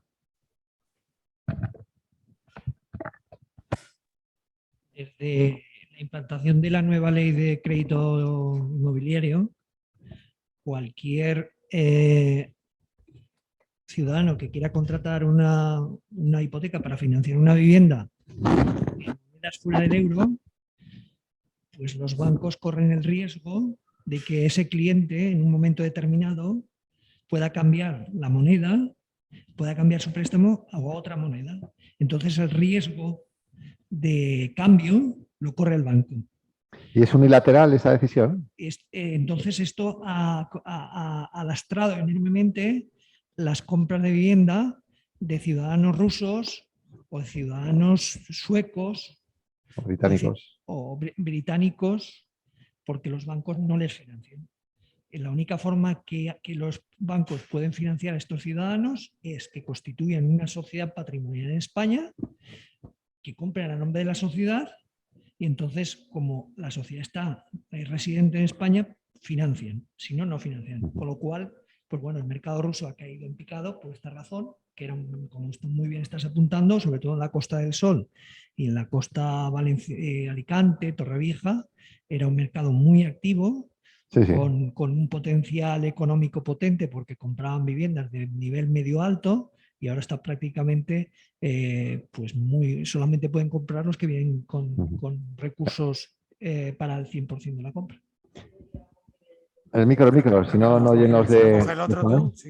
¿Y no tendría algo que ver con todo esto el blanqueo de capitales? Vale. Todo este tipo de... Sí, perdón. Hubo sentencias hace algunos 4, 5, 6 años que alguna entidad española habíamos financiado viviendas en divisas, generalmente en franco suizo, que era muy estable, o en yens. Entonces hubo familias que financiaron en yens cuando el yen estaba muy bien, pero se ha devaluado. Es decir, que después de 10 años teníamos personas nacionales que debían más dinero en euros que cuando habían financiado en yens. Entonces hubo alguna sentencia que obligó a los bancos a que se hicieran cargo del riesgo de cambio. Y en la nueva ley de crédito inmobiliario queda muy claro que cualquier financiación en monedas no euro, el riesgo de cambio lo corre el banco. Para evitar eso, no financia ninguno. El tema de blanqueo es otro tema. Con los ciudadanos rusos había algún que otro problema, pero bueno, se podía recurrir a un traductor oficial, a que certificara sus ingresos, sus saldos, etcétera, etcétera, y es salvable pues como cualquier blanqueo de capitales de un ciudadano inglés o español. Bueno, pues ya veis que hay que tener en cuenta pues todo este conjunto de detalles en función del grado de afección de tu mercado. Os comentaba anteriormente que Baleares y Canarias pues, son las que encabezan, en tercer lugar la Comunidad Valenciana, pero a nivel de provincia, Alicante es la provincia española con mayor peso de compraventas. Torrevieja, Orihuela, pues todo esto. Allí el peso es brutal, ha llegado a superar el 40%, por tanto es fundamental. Aquí tenéis la evolución de las nacionalidades. Fijaros que todas las lecturas, pues visto que lo que comentabas lo íbamos anticipando. Aquí tenéis los británicos que han llegado a estar pues, a esos niveles tan elevados, caída, Brexit, tal. Bueno, pues estamos ahí a punto de que pierdan el liderato que siempre, desde que elaboramos estadísticas, desde que nos lo requirieron por parte del Servicio de Estudios del Santander, pues empezamos a sacar ese dato, nos pareció importante, las sugerencias se nos hicieron y bueno, pues no hemos parado de sacar datos y ahí tenéis, ¿no? Luego tenéis pues lectura de otras nacionalidades, pues rusos, aquí tuvieron pesos importantes y luego han ido cayendo, bueno, pues alemanes, belgas, suecos, pues bueno, podéis ir viendo dentro de la amalgama que tenéis aquí cómo ha ido evolucionando cada una de estas nacionalidades, ¿no? Últimamente pues está creciendo el peso de marroquíes, está ascendiendo el de británicos, y bueno, pues van ganando peso relativo, pues franceses, belgas y alemanes, que son siempre un núcleo bastante sólido de cerca del 10% del total de extranjeros en cada uno de los casos y que están ahí. Pero básicamente, fijaos que son nacionales con niveles de renta per cápita, la mayoría elevados y con un perfil demandante de lo que comentábamos anteriormente frente a otros pues más rumanos, marroquíes, incluso chinos que están bajando bastante. Y chinos, el mito de los chinos es que están muy concentrados. O sea, fuera de Madrid y Barcelona, en pocos sitios veréis un peso relativamente significativo. Nosotros, para cada comunidad autónoma, en el anuario del Colegio de Registradores desglosamos por nacionalidad. Y está muy concentrada la demanda china y es una demanda que además está perdiendo bastante peso relativo. Entonces, bueno, la mayoría de las nacionalidades son su destino por fines turísticos o residenciales de ocio y no por fines laborales. Aunque las nacionalidades de perfil laboral, rumanos y marroquíes, están creciendo en peso relativo últimamente, ¿vale? Pero bueno, lo que hay que hacer es un seguimiento, una lectura de ese dato. No he traído datos de hipotecas, pero todo eso está publicado. Lo hacemos por no alargar, porque la presentación no era de nacionalidad, pero... aquí los datos trimestrales lo tenemos ya a nivel territorial. Fijaros, Baleares, Canarias, Comunidad Valenciana, Baleares cerca del 30%, y eso que ha bajado, ¿vale? Siempre ha sido la que ha encabezado a Comunidad Autónoma. En un trimestre le ganó Canarias, el resto ya siempre ha ganado Baleares. Claro, prácticamente 1 de cada 3 extranjero, con lo cual tienes que estar en tu escenario macroeconómico, ¿no? de lectura del mercado inmobiliario. Nacionalidad es fundamental, ¿no? ¿Y qué nacionalidades? ¿Y qué evolución de cada nacionalidad? ¿Vale? Y esos datos los podéis construir fácilmente, ¿no? ¿Vale? Murcia es un mercado muy activo, el 15%, y luego pues Andalucía y Canarias son las que cierran por encima. Aragón, normalmente, este es trimestral, pero no, Aragón suele estar después de... suele ser la primera de las no sol y playa, ¿no? Que podríamos decir, claro, el Cantábrico tiene sol y playa, pero no es, digamos, los de mayor intensidad turística, ¿no? Que es el Mediterráneo y las dos. Te lo iba a decir, porque como siempre haces incidencia en ese dato en las presentaciones, ¿De las? ¿no? Que en las presentaciones de los informes, cuando hacemos los informes trimestrales, siempre es Aragón una está cosa ahí. Sí. que remarcan, ¿no? Que Aragón va... No es poco, pero ahí estamos, ¿no? Este es muy coyuntural, es un dato trimestral, entonces La Rioja está esta vez por encima, pero nuevamente después de estas, que siempre el orden siempre es el mismo, ¿vale? Pero fijaos que tenemos Galicia, Extremadura por debajo del 1%, es decir, que la heterogeneidad es brutal, pero sobre todo porque ese perfil de nacionalidad, si tuviésemos con rumanos tal, estaría todo más proporcionado, ¿vale? Entonces hay que analizarlo, y aquí tenéis el mapa, el mapa. Esto lo construimos con nuestras herramientas y claramente las intensidades de los colores te marcan los pesos de extranjeros y claramente pues es el Mediterráneo y las islas, ¿vale? Está claramente focalizado frente a la España interior y del norte, que tiene un peso mucho más bajo, ¿no? Bien, nacionalidad, variable muy importante.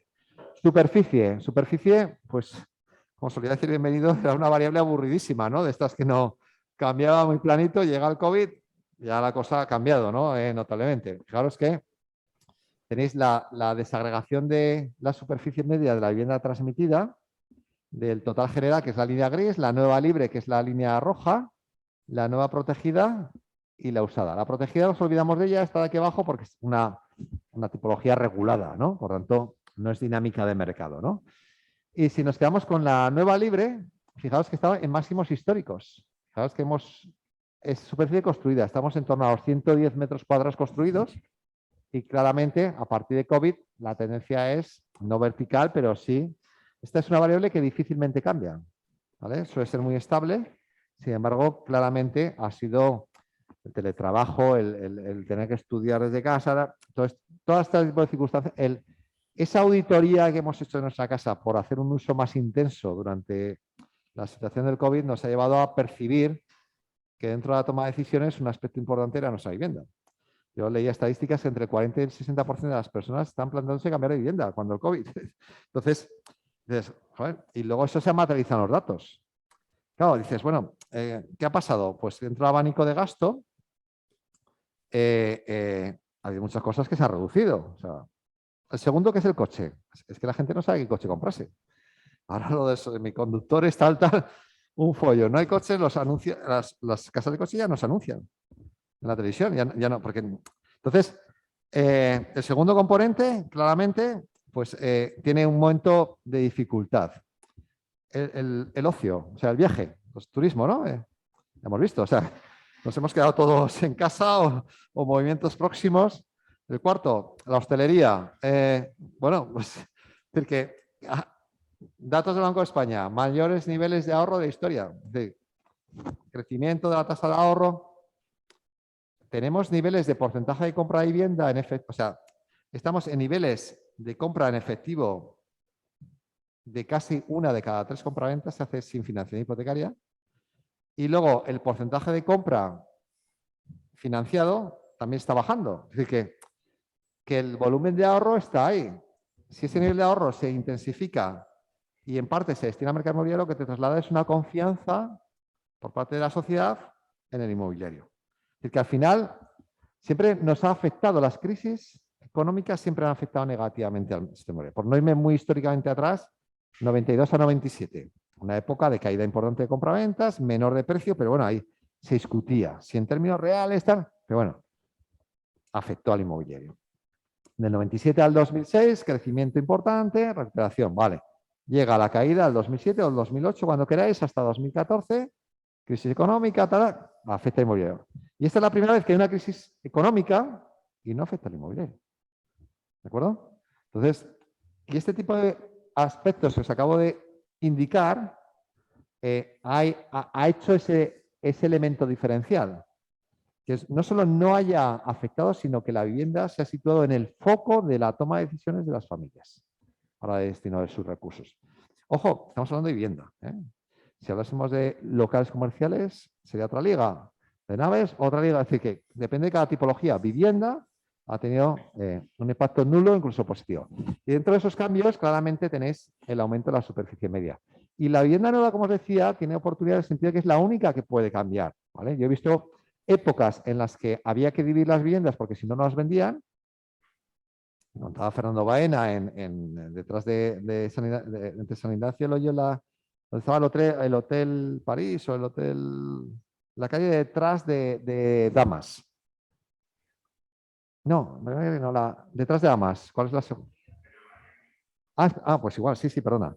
Entonces ahí había un hotel, tuvieron que quitarlo, hicieron una promoción inmobiliaria, hicieron pisos grandes y no vendían. Los tuvieron que dividir y entonces lo vendieron. Y épocas al revés, que cogían y no se ve. Ahora, pues que cambia. En San Sebastián, José Luis Polo, que estaba antes conectado, una promoción, pisos pequeños, lo habían diseñado así, lo han tenido que paralizar. Y mandarlo a casa, el proyecto, y volver a configurar para pisos grandes, que es lo que ahora quiere la gente. Y estamos hablando de una ciudad con un precio medio de cerca de los 5.000 euros metro cuadrado. Entonces, claramente hay una reconfiguración. La vivienda usada, que es la línea azul esta, fijaos que también ha ido marcando máximos históricos. Y también siempre está planito, llega el COVID, ¡pam!, intensificación. En usada también se busca, que os voy a contar a los que estáis en el mercado, ¿no? La probabilidad de vender un piso grande no tiene nada que ver con la probabilidad de vender un piso pequeño. Piso con terraza, mucho más fácil, sin terraza. ¿Vale? Me decía Fernando, bueno, es que en el centro, no sé, joder, es que la gente, digo, tranquilo, es coyuntural, pero es que la gente se ha olvidado del centro, porque además tienes viviendas normalmente sin zonas abiertas. Entonces, claro, Las Fuentes, que es un barrio, normalmente vivienda pequeña, pues claro, es que la dinámica del mercado no tiene nada que ver, ¿vale? Entonces depende de las condiciones en las que nos encontremos. Bien, hemos hablado de superficie, ahora vamos a estratificar, vamos a quitar la vivienda unifamiliar, nos quedamos solo con los pisos y estratificamos en función de la superficie, ¿vale? De menos de 40 metros, de 40 a 60, 60 a 80 y más de 80, ¿no? Y vemos los porcentajes de compraventas. Fijaros, la lectura es clarísima. Normalmente, quienes más peso tienen, en torno al 50%, han sido los pisos de más de 80 metros. Pero es que con el COVID nuevamente, por intensificación hacia niveles en torno al 54%, es decir, incremento del peso relativo del porcentaje, ¿vale? Más de 1 de cada 2 compraventas son pisos de más de 80 metros, ¿vale? ¿Quién pierde? Los pisos más pequeños, ¿vale? Que van reduciendo su peso relativo, ¿vale? Hay mayor probabilidad, por lo tanto, en cada momento de crisis o auge hay que hacer la lectura del mercado. Entonces, este tipo de datos es lo que te permite ver los niveles de riesgo también, si tú financias una operación u otra. Es decir, hay aspectos que afectan al deudor, que aspectos que trasladan riesgo mayor o menor al tipo de bien inmueble, a la localización, ¿vale? Más aspectos. Bueno, esta es una variable que se me ocurrió construyendo el Case-Shiller, el de ventas repetidas. Claro, dije, bueno, cada compra-venta tenemos el precio y el anterior. La anterior transmisión. Entonces, ahí ves la diferencia de valor, ¿vale? Y digo, oye, vamos a coger el tiempo. Si tenemos cada compra-venta, ¿cuándo fue su transmisión anterior? que obtenemos el periodo medio de posesión. Ojo, tiene truco. ¿Por qué? Porque actúa sobre lo que se vende. Lo que no se vende no entra en la estadística. Es decir, es el periodo medio de posesión de la vivienda transmitida. Es decir, lo que se vende en términos medios, ¿cuánto está en manos de su propietario? Dice, va, es chorrada, es importante, no importante. Bajo mi punto de vista, me mide el componente especulativo del mercado. ¿Y por qué? Por lo siguiente. Si el periodo medio de posesión aumenta, en teoría, lo que ocurre es que el usuario, el vendedor, ha mantenido su propiedad mayor tiempo. Por tanto, lo normal es que haya sido un bien de uso. Es decir, que no haya hecho trading, que no haya hecho una operación de compraventa a corto plazo. ¿Vale? No sé si habéis oído el término pasapisófilos. En la época del anterior auge inmobiliario y crack, había un portal que se llamaba burbuja.info, ¿vale? Se dedicaba a hacer sangre de lo que estaba ocurriendo. Calculaban el número de agencias que cerraban, o sea, todo lo que veían. Entonces, había una figura que le llamaban los pasapisófilos. Pasapisófilos era el que compraba en obra y antes de terminar lo vendían. Entonces, permitían, ahora ya creo que no permite que se nadie y tal.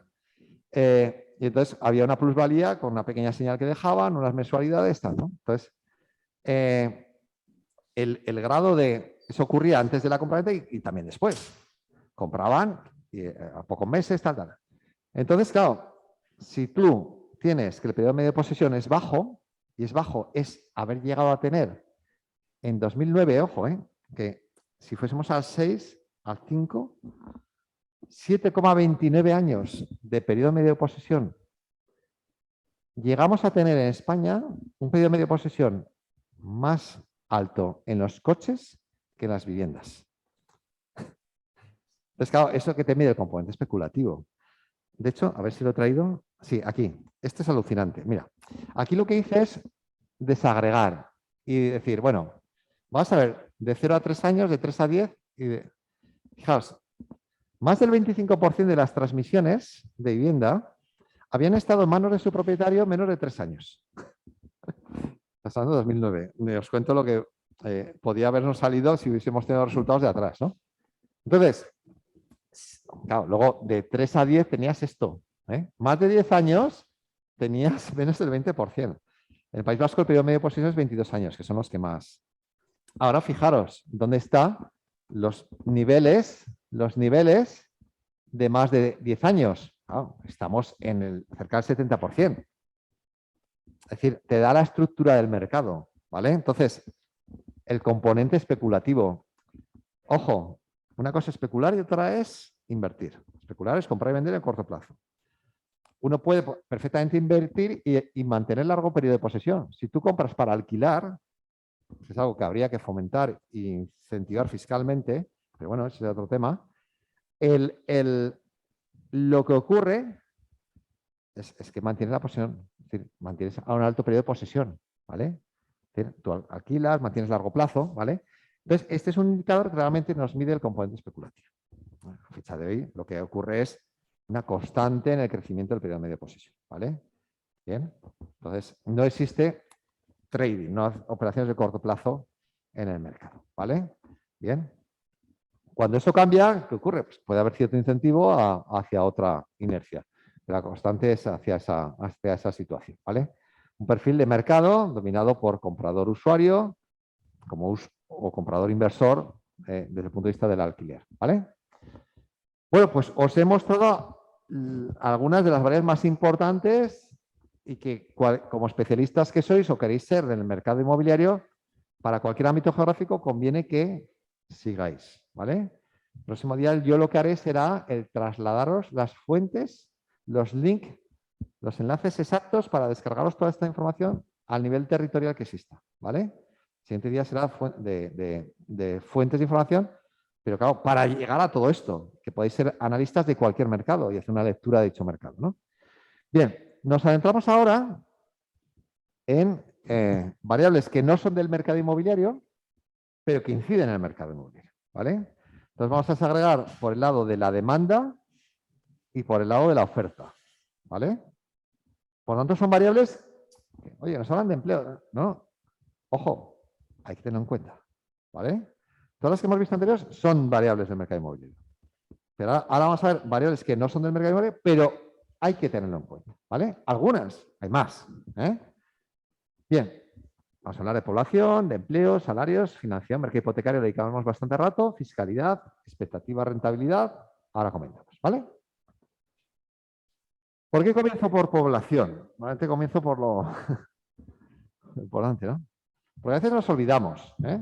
Fijaos, con esta única variable, en manos de los promotores inmobiliarios adecuadamente en el periodo 2006 hubiese sido suficiente. Es decir, nadie se planteó, pienso, que al final las viviendas son para personas, normalmente, o en casi todos los casos, como hemos visto, y que los datos de población son los que condicionan las necesidades potenciales que podemos tener de vivienda, ¿no? Entonces, bueno, en su descargo, digamos, que tenemos que decir que, vale, tuvimos, para lo que es la población, que suele ser una variable muy plana, tuvimos un cambio muy importante. Del año 98, casi 97, comienza el proceso de recuperación del mercado, ¿vale? Inmobiliario. Al año 2011, pues pasamos de 40 millones a 47 millones y pico. Eso es un crecimiento muy importante. Claro, ¿a qué se debe ese crecimiento? Hay que descomponer claramente, ¿vale? Una cosa es la población nacional, que tuvo un ligero proceso de crecimiento, es la línea roja, bien, españoles, y otra cosa es la población extranjera, ¿vale? ¿Y por qué digo que hay que diferenciar? ¿Vale? Porque si estás en un momento, como veíamos, de crecimiento económico con creación de empleo, no es lo mismo tener un bebé que tener una persona a trabajar con 32 años. El uno se incorpora al núcleo familiar, el otro, en cuanto llega, demanda vivienda. Dices, no, es que era de alquiler. ¿Ay qué? Si tú demandas una vivienda de alquiler, hay una persona que tiene una propiedad que alquila, que obtiene una renta y que puede o no destinar sus recursos a comprar o a lo que sea. Pero al final lo que genera es una inercia favorable en el mercado inmobiliario, ¿vale? Entonces pasamos, esto es cuando lo dices, la generalidad, pero éramos así, de un 1 y pico %, aquí tienes el 2, de población extranjera, en el año 98, es decir, la población extranjera en España es, vamos, recuerdan aquella época, amigos ingenieros trabajando en Alemania, no, es que pues, en España no hay extranjeros, ¿no? Es que el peso era residual, a pesos niveles superiores al 13% de población extranjera, ¿vale? Entonces, claro, es además un perfil de población que claramente demanda vivienda por su edad en la que se trasladan, ¿vale? Y por su perfil. ¿Bien? Entonces eso genera una inercia, pero a un momento tienes que decir, oye, si pasamos de 40 a 47, a lo mejor no es lógico ponernos a construir 600.000 viviendas anuales nuevas, ¿no? Más todas las usadas que hay. Es decir, al final nos convertimos en el país de la OCDE, del mundo, con mayor número de viviendas por habitante y por familia. Entonces, esa relación hay que tenerla en cuenta. ¿Bien? Cuando tú proyectas un volumen de vivienda, dices, bueno, Zaragoza que tiene 700.000 habitantes, o sea, 6 y pico, o sea, ¿en qué dimensión nos movemos? ¿Cuál es la evolución? ¿Cuál es la tendencia? ¿Cuál es la inercia? ¿Cuáles son las perspectivas? Pero en ningún modo puede dar cabida a crecer de aquí a Villanueva, de aquí a La Muela, de aquí a María, etcétera, etcétera. Es decir, que hay que poner en contexto el futuro de la vivienda en cuanto a tamaño, en cuanto a dimensión, en función de este parámetro fundamental, que es el número de habitantes. Hace poco presenté los datos del País Vasco. Están reduciéndose el número de habitantes. Pues claro, resulta que tienen una ratio de 1,9 visados por compraventa. Es decir, están iniciando casi el doble de lo que el mercado está absorbiendo. En casi todos los sitios te encuentras entre un 0,8 y un 1,1. Es decir, el promotor está lanzando al mercado lo que más o menos está absorbiendo. Y además con Valencia, crecimiento de población ligero, pero Aragón, pequeño, tal. Vale, vamos ahí, hay un efecto de renovación, pero lo que no puede ser es esos desequilibrios, ¿vale? Entonces, es fundamental los datos de población, los últimos años, estamos muy planitos, el número de habitantes, cuando crece fundamentalmente es por crecimiento de población extranjera, ¿vale? ¿Y de qué depende crecer o no en población extranjera? De lo atractivos que sea como empleador. Es decir, cuando la economía va bien, se genera empleo. Cuando se genera empleo, somos atractivos para otras nacionalidades para fijar su destino España. Y por tanto, genera una inercia hacia la compra de vivienda. Cuando no, no. ¿Vale? Entonces, cuando hay crisis económica, descendimos del 13 y pico al 9,82 de población extranjera. Es decir, no es como el bebé está y ya está. Vale, aquí se queda. Pero la población extranjera claramente va en función de incentivos o desincentivos laborales.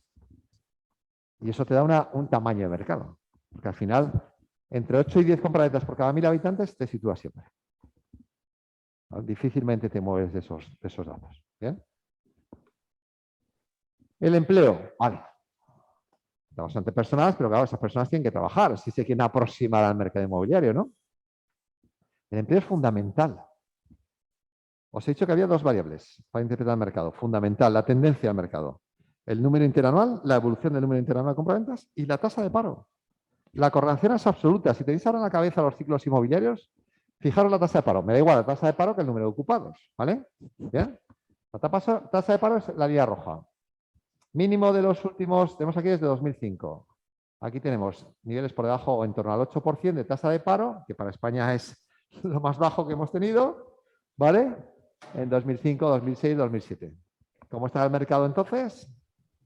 Inmobiliario, pues en 1 millón de compraventas anuales. ¿Vale? Crisis económica, crecimiento de la tasa de paro, nos llega al 27,16% en el 13, donde tuvimos el suelo de número de compraventas en el 13. ¿Vale? A partir del 13, recuperación. Bueno, el número de compraventas interanual nos daba la lectura de recuperación a partir del primer trimestre del 14, ¿recordáis? Bien, pues ¿qué nos da la tasa de paro? Pues, reducción, hasta comienzos de 2020, 13,78%. 13,78. España, ¿eh? Si entras en miaragón.es, te descargas el informe de Aragón, tienes los de Aragón. En Cataluña, bueno, todos los informes que hacemos, estos datos los sacamos para cada territorio, ¿vale? Bien. Obtenemos muy buenos resultados, máximos recientes, finales del 19, comienzos del 20, y a partir de ahí, pues el COVID, intensificación. Afortunadamente ha habido colchones importantes, los ERTE y tal. El impacto ha sido más bajo y ahora pues reduciéndose la tasa de paro durante los últimos trimestres. Al final, claro, también depende de la actividad económica. Aquí no he metido el PIB, pero el PIB tendría que estar metido, lógicamente, aquí. Y en todos los informes sectoriales lo metemos, tanto los datos de PIB como las estimaciones de PIB. Aquí cogemos los datos de las estimaciones de Ibercaja. Y bueno, pues la verdad es que es fundamental el seguimiento de los datos de paro. Este es de la EPA, encuesta trimestral de población activa. De paro registrado. Afiliación a la seguridad social. Aquí tenéis la afiliación a la seguridad social. Da igual, es lo mismo. Aquí tenéis la afiliación y la tasa de variación anual de la afiliación, ¿vale? Número de afiliados, hasta 2007 máximo, 19 millones y pico. Bajamos a 16 millones y pico el 2013, que es el mínimo. Hemos llegado a superar, ¿eh? Fijaos que en número de afiliados llegamos a superar los datos del 7 en el 2019, que fue un periodo extraordinario. Y fijaos, la afiliación ahí está, siguiendo. El último dato anualizado, 2021, julio, más de 19 millones y medio, ¿vale? Datos de empleo, fundamental. Al final, cuando hay empleo, la gente se anima a tomar decisiones de compraventa. Si no, pues no. Ese recorrido alcista, una decisión estructural, peso más o menos estructural, pero ese plus hacia arriba hacia abajo nos lo da la actividad económica y el empleo. Bien. Empleo y salarios. Al final tiene que haber personas con trabajo y con salarios. Entonces ya vemos que las estructuras salariales pues se van deteriorando. Lo cual también nos marca un poco la tipología de vivienda comprable según estratos de edad. Es decir, que vosotros tenéis datos de quién compra vivienda, de quién busca vivienda. Nosotros hacemos seguimiento, ¿verdad, Alberto? En el portal inmobiliario claro, son edades avanzadas. O te vas a partir de los 40 y pico años o no tienes el tráfico. Gente joven que pueda estar buscando, comprando, hay muy poca. Y bueno, ahí la política de vivienda ahí tiene un déficit importante. Pero bueno, también hay que ser conscientes de que en todo momento ha sido relativamente difícil. Desde pequeños nos enseñaban que había que llegar con un 20% ahorrado. Es que hay unas reglas que conviene a veces tener muy en cuenta de cara a lo que falta es vivienda en general asequible, ¿no? En el pasado hubo ayudas directas a menores de X años de edad, porcentaje de financiación bonificada. Entonces, bueno, en periodos menos duros que los actuales y que realmente hacia la gente joven, bueno, en general la política de vivienda está ausente por la falta de recursos y hay mucho que hacer, ¿no? Pero bueno, la lectura es que con el COVID ha habido los mayores ajustes salariales. Veníamos de un escenario muy bueno, es decir, que desde el 17-18 hubo crecimientos importantes y ahora ha habido el último trimestre ha dado una recuperación brutal. Hace una semana salió el dato del segundo trimestre y una recuperación intensa. También se nota cada vez que hay incremento de los crecimientos de los salarios mínimos profesionales, la verdad es que tiene un impacto. Pero bueno, habrá que ver un poco hacia qué dinámica va de evolución salarial, ¿no? Y entramos ya en el mercado hipotecario. El mercado hipotecario es fundamental. Yo todos los informes que hago desde siempre, desde 2003, siempre mercado inmobiliario y hipotecario. Yo siempre digo que el mercado inmobiliario es el cuerpo y el mercado hipotecario es la sangre que fluye del cuerpo. Si no hay sangre, el cuerpo no se mueve. Entonces, sin financiación, nada. Ahora cuando he abierto el cajón me he encontrado con este libro que me tocó hacer para el Servicio de Estudios de Caja Inmaculada, pues les hacía este librito que era del mercado inmobiliario cada año, 4 ediciones me encargaron, hasta que cerraron el servicio de estudios, porque el libro de la distribución gratuita era el que más había que solicitarlo y era el que más solicitudes tenía del servicio de estudios. Y la verdad es que me encantaba porque era un análisis muy territorial, muy segregado por municipios del entorno, Pirineo, etcétera. Y bueno, pues si entráis aquí, os traeré libros de estos por si os interesa y tal. Pero tienes mercado inmobiliario y mercado hipotecario en todo. Aquí tenéis pues mercado inmobiliario, mercado hipotecario. Coges anuarios de registradores, informes trimestrales, todo, siempre, siempre, siempre. Sin el mercado hipotecario no. Ahora, claro, lo vemos porque casi pues, anuncios de hipotecas por todos lados, tal, el tipo fijo, todo esto que vamos a comentar ahora. Pero tenemos que acordar de la época en la que las entidades financieras pues tenían problemas y la concesión de crédito era difícil y claro, el mercado inmobiliario pues sin financiación mal, ¿no? Entonces es fundamental, ¿no? Entonces, bueno, ¿cómo va el mercado hipotecario? Pues fantástico, tanto en número de hipotecas como en euros concedidos, en recursos, ¿vale? Es decir, desde el 13-14 que tocamos los mínimos, 199.000 hipotecas, menos de 200.000, pues bueno, a partir ya de 357.000, el máximo en 2019, los últimos 12 meses, dato de junio, 356. Es decir, que el 20 tuvimos menos porque hubo menos operaciones de compraventa, ¿vale? Por la situación del segundo trimestre que hemos comentado anteriormente, pero a partir de ya la financiación se ha incrementado. Y en recursos, constantemente creciendo, 48.000 millones de euros concedidos, ¿vale? En los últimos 12 meses, frente a esos mínimos de 20.000 millones, algo menos de 20.000 millones. Aquí tenéis las barbaridades del pasado, nos olvidamos, pero bueno, un crecimiento muy sólido. Claro, cuando dicen, no, es los paralelismos, me hace muchísima gracia. Claro, ¿qué paralelismo hay entre este recorrido y este? O sea, nada. O sea, igual que las tasas de variación del precio por metro cuadrado o volumen de compraventas, etcétera, etcétera, ¿no? Bien, por tanto, tanto en número como en niveles de financiación, en volumen concedido, el crecimiento ha sido muy positivo, ¿vale? Y además, sin apalancamiento, ¿vale? Porque dices, oye, es que está creciendo el volumen. No, vamos a relativizar. Vamos a ver, ¿cómo está creciendo el crédito concedido por metro cuadrado? ¿Vale? Crédito hipotecario por metro cuadrado de vivienda. Pues bueno, estuvimos ahí. Niveles mínimos 14, en torno a 1.050 euros metro cuadrado. Y de ahí hemos subido a niveles de 1.300, 1.300 y pico euros metro cuadrado. Pero muy planito, ¿vale? Es que llegamos a estar en niveles de 1.800 euros metro cuadrado, ¿vale? Es decir, que el mercado ha crecido a 2 dígitos en compraventa, se ha mantenido sólido en precios, ha crecido el número de hipotecas, los recursos concedidos, pero con un comportamiento muy racional en cuanto al nivel de deuda por metro cuadrado, ¿vale? No hay apalancamiento. Hay diferencias territoriales, pero claro, es que hay diferencias territoriales hay diferencias territoriales en precios. Lógicamente, si País Vasco, Comunidad de Madrid, Baleares tienes unos precios elevados, pues el nivel de endeudamiento por metro cuadrado es elevado. ¿Vale? También los salarios son más elevados, etcétera, ¿no? Entonces, hay zonas pues, que tienes pues, por debajo de 1.000 euros metro cuadrado. Tenemos, fijaos, 6 comunidades autónomas con niveles de deuda por debajo y otras pues, que tienen niveles superiores. Hay diferencias territoriales, como os digo, muy, muy significativas, ¿no?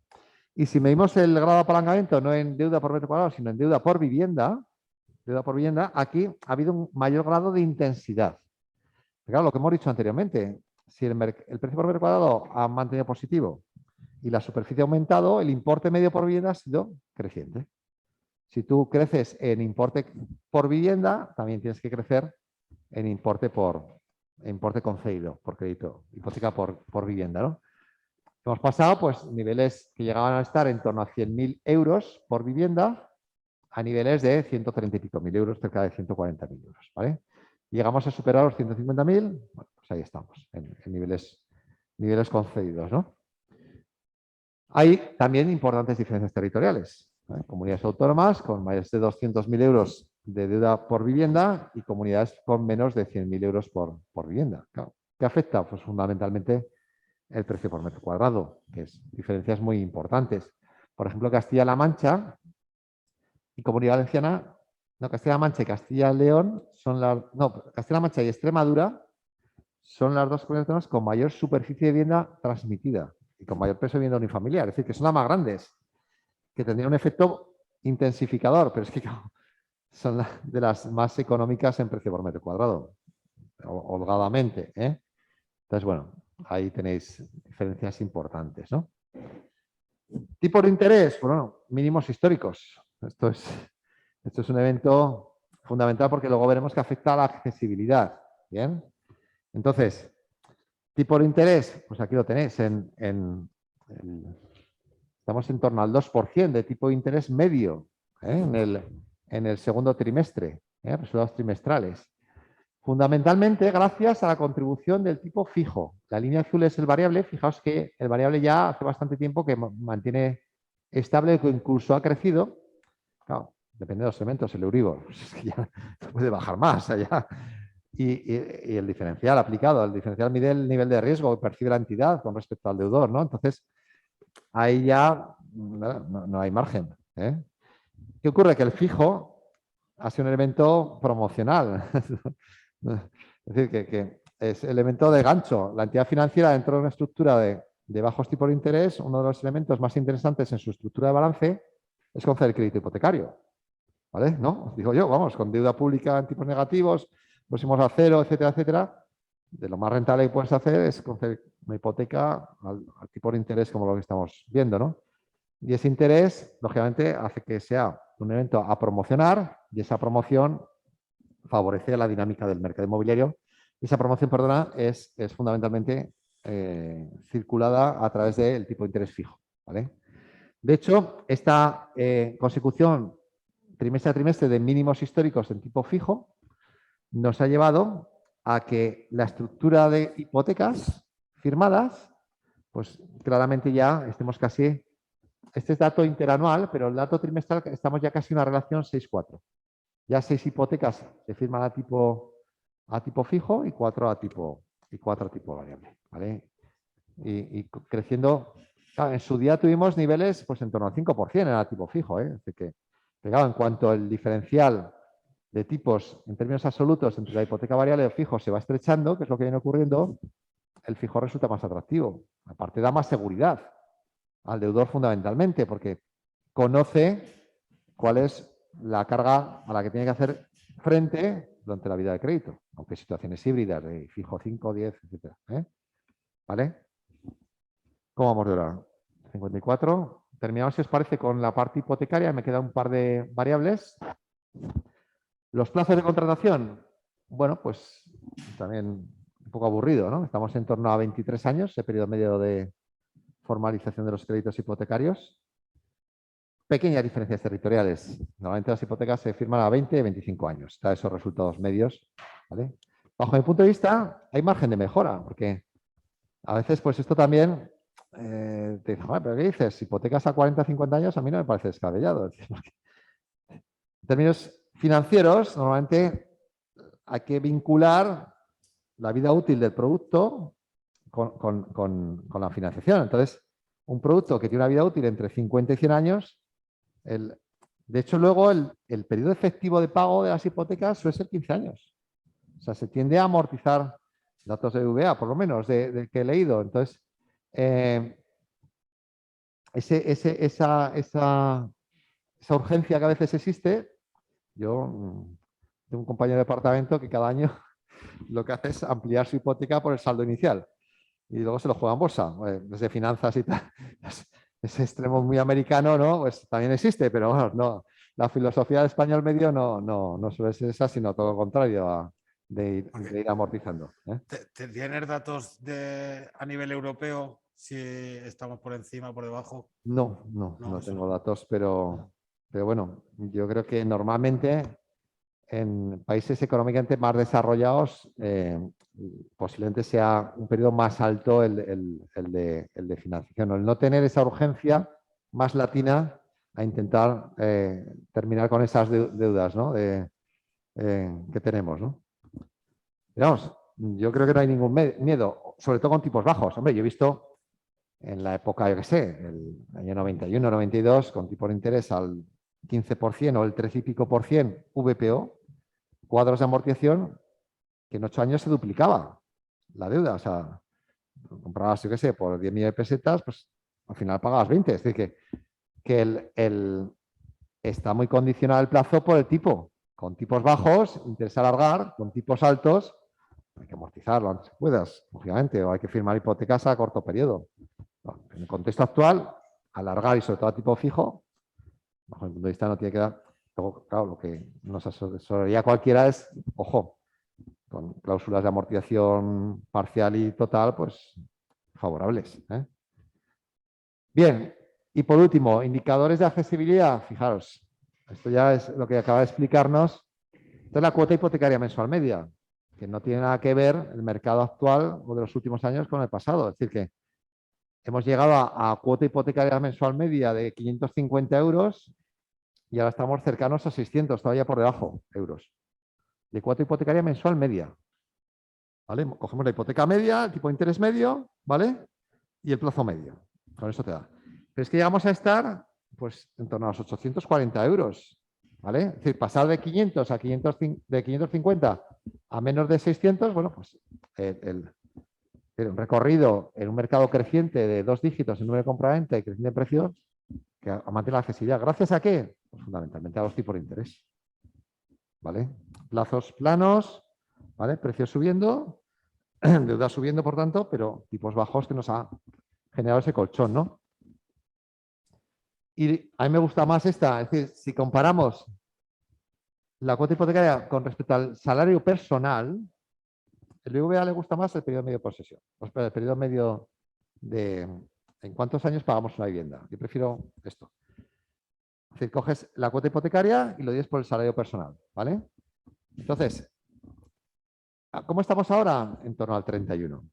En Aragón estamos en el 28, 29, o sea, hay diferencias territoriales, ¿vale? Pues, llegamos a estar en torno al 27, 27 y pico, ¿vale? Hemos subido 3 puntos porcentuales, ¿no? Es que llegamos a alcanzar niveles cercanos a 50. En Baleares hoy en día estaban 50. Hay una heterogeneidad brutal. Hay que hacer una lectura correcta de ese dato, ¿no? Pero vamos. ¿Dónde está? Hay que recordar la frase, ¿no? No dediques más de un tercio de tu renta al pago de tu vivienda. Pues ese 33%, bueno, estamos por debajo. ¿Vale? Es decir, hemos ido creciendo, pero fijaros, muy moderadamente. Entonces, el mercado ha sido muy racional. ¿Vale? Bien. Bueno, pues lo dejamos aquí. Sí. Variables de demanda. El próximo día acabaremos estas. Variables de demanda, las demandas, nos metemos con las de oferta y ya veremos también los datos de las fuentes. En ese primer bloque que imparto yo de 2 horas, luego otro compañero os dará las 2 horas siguientes del mercado de alquiler. ¿Vale? ¿Alguna pregunta, duda? ¿Cuestión que queréis comentar? Sara, en casa. Vale. ¿Qué decir? Pues puntualidad. Nos vemos británica, el 8 próximo... puntos. Os esperamos la semana que viene, os iremos informando por las vías que os hemos dicho. Buenas tardes a todos.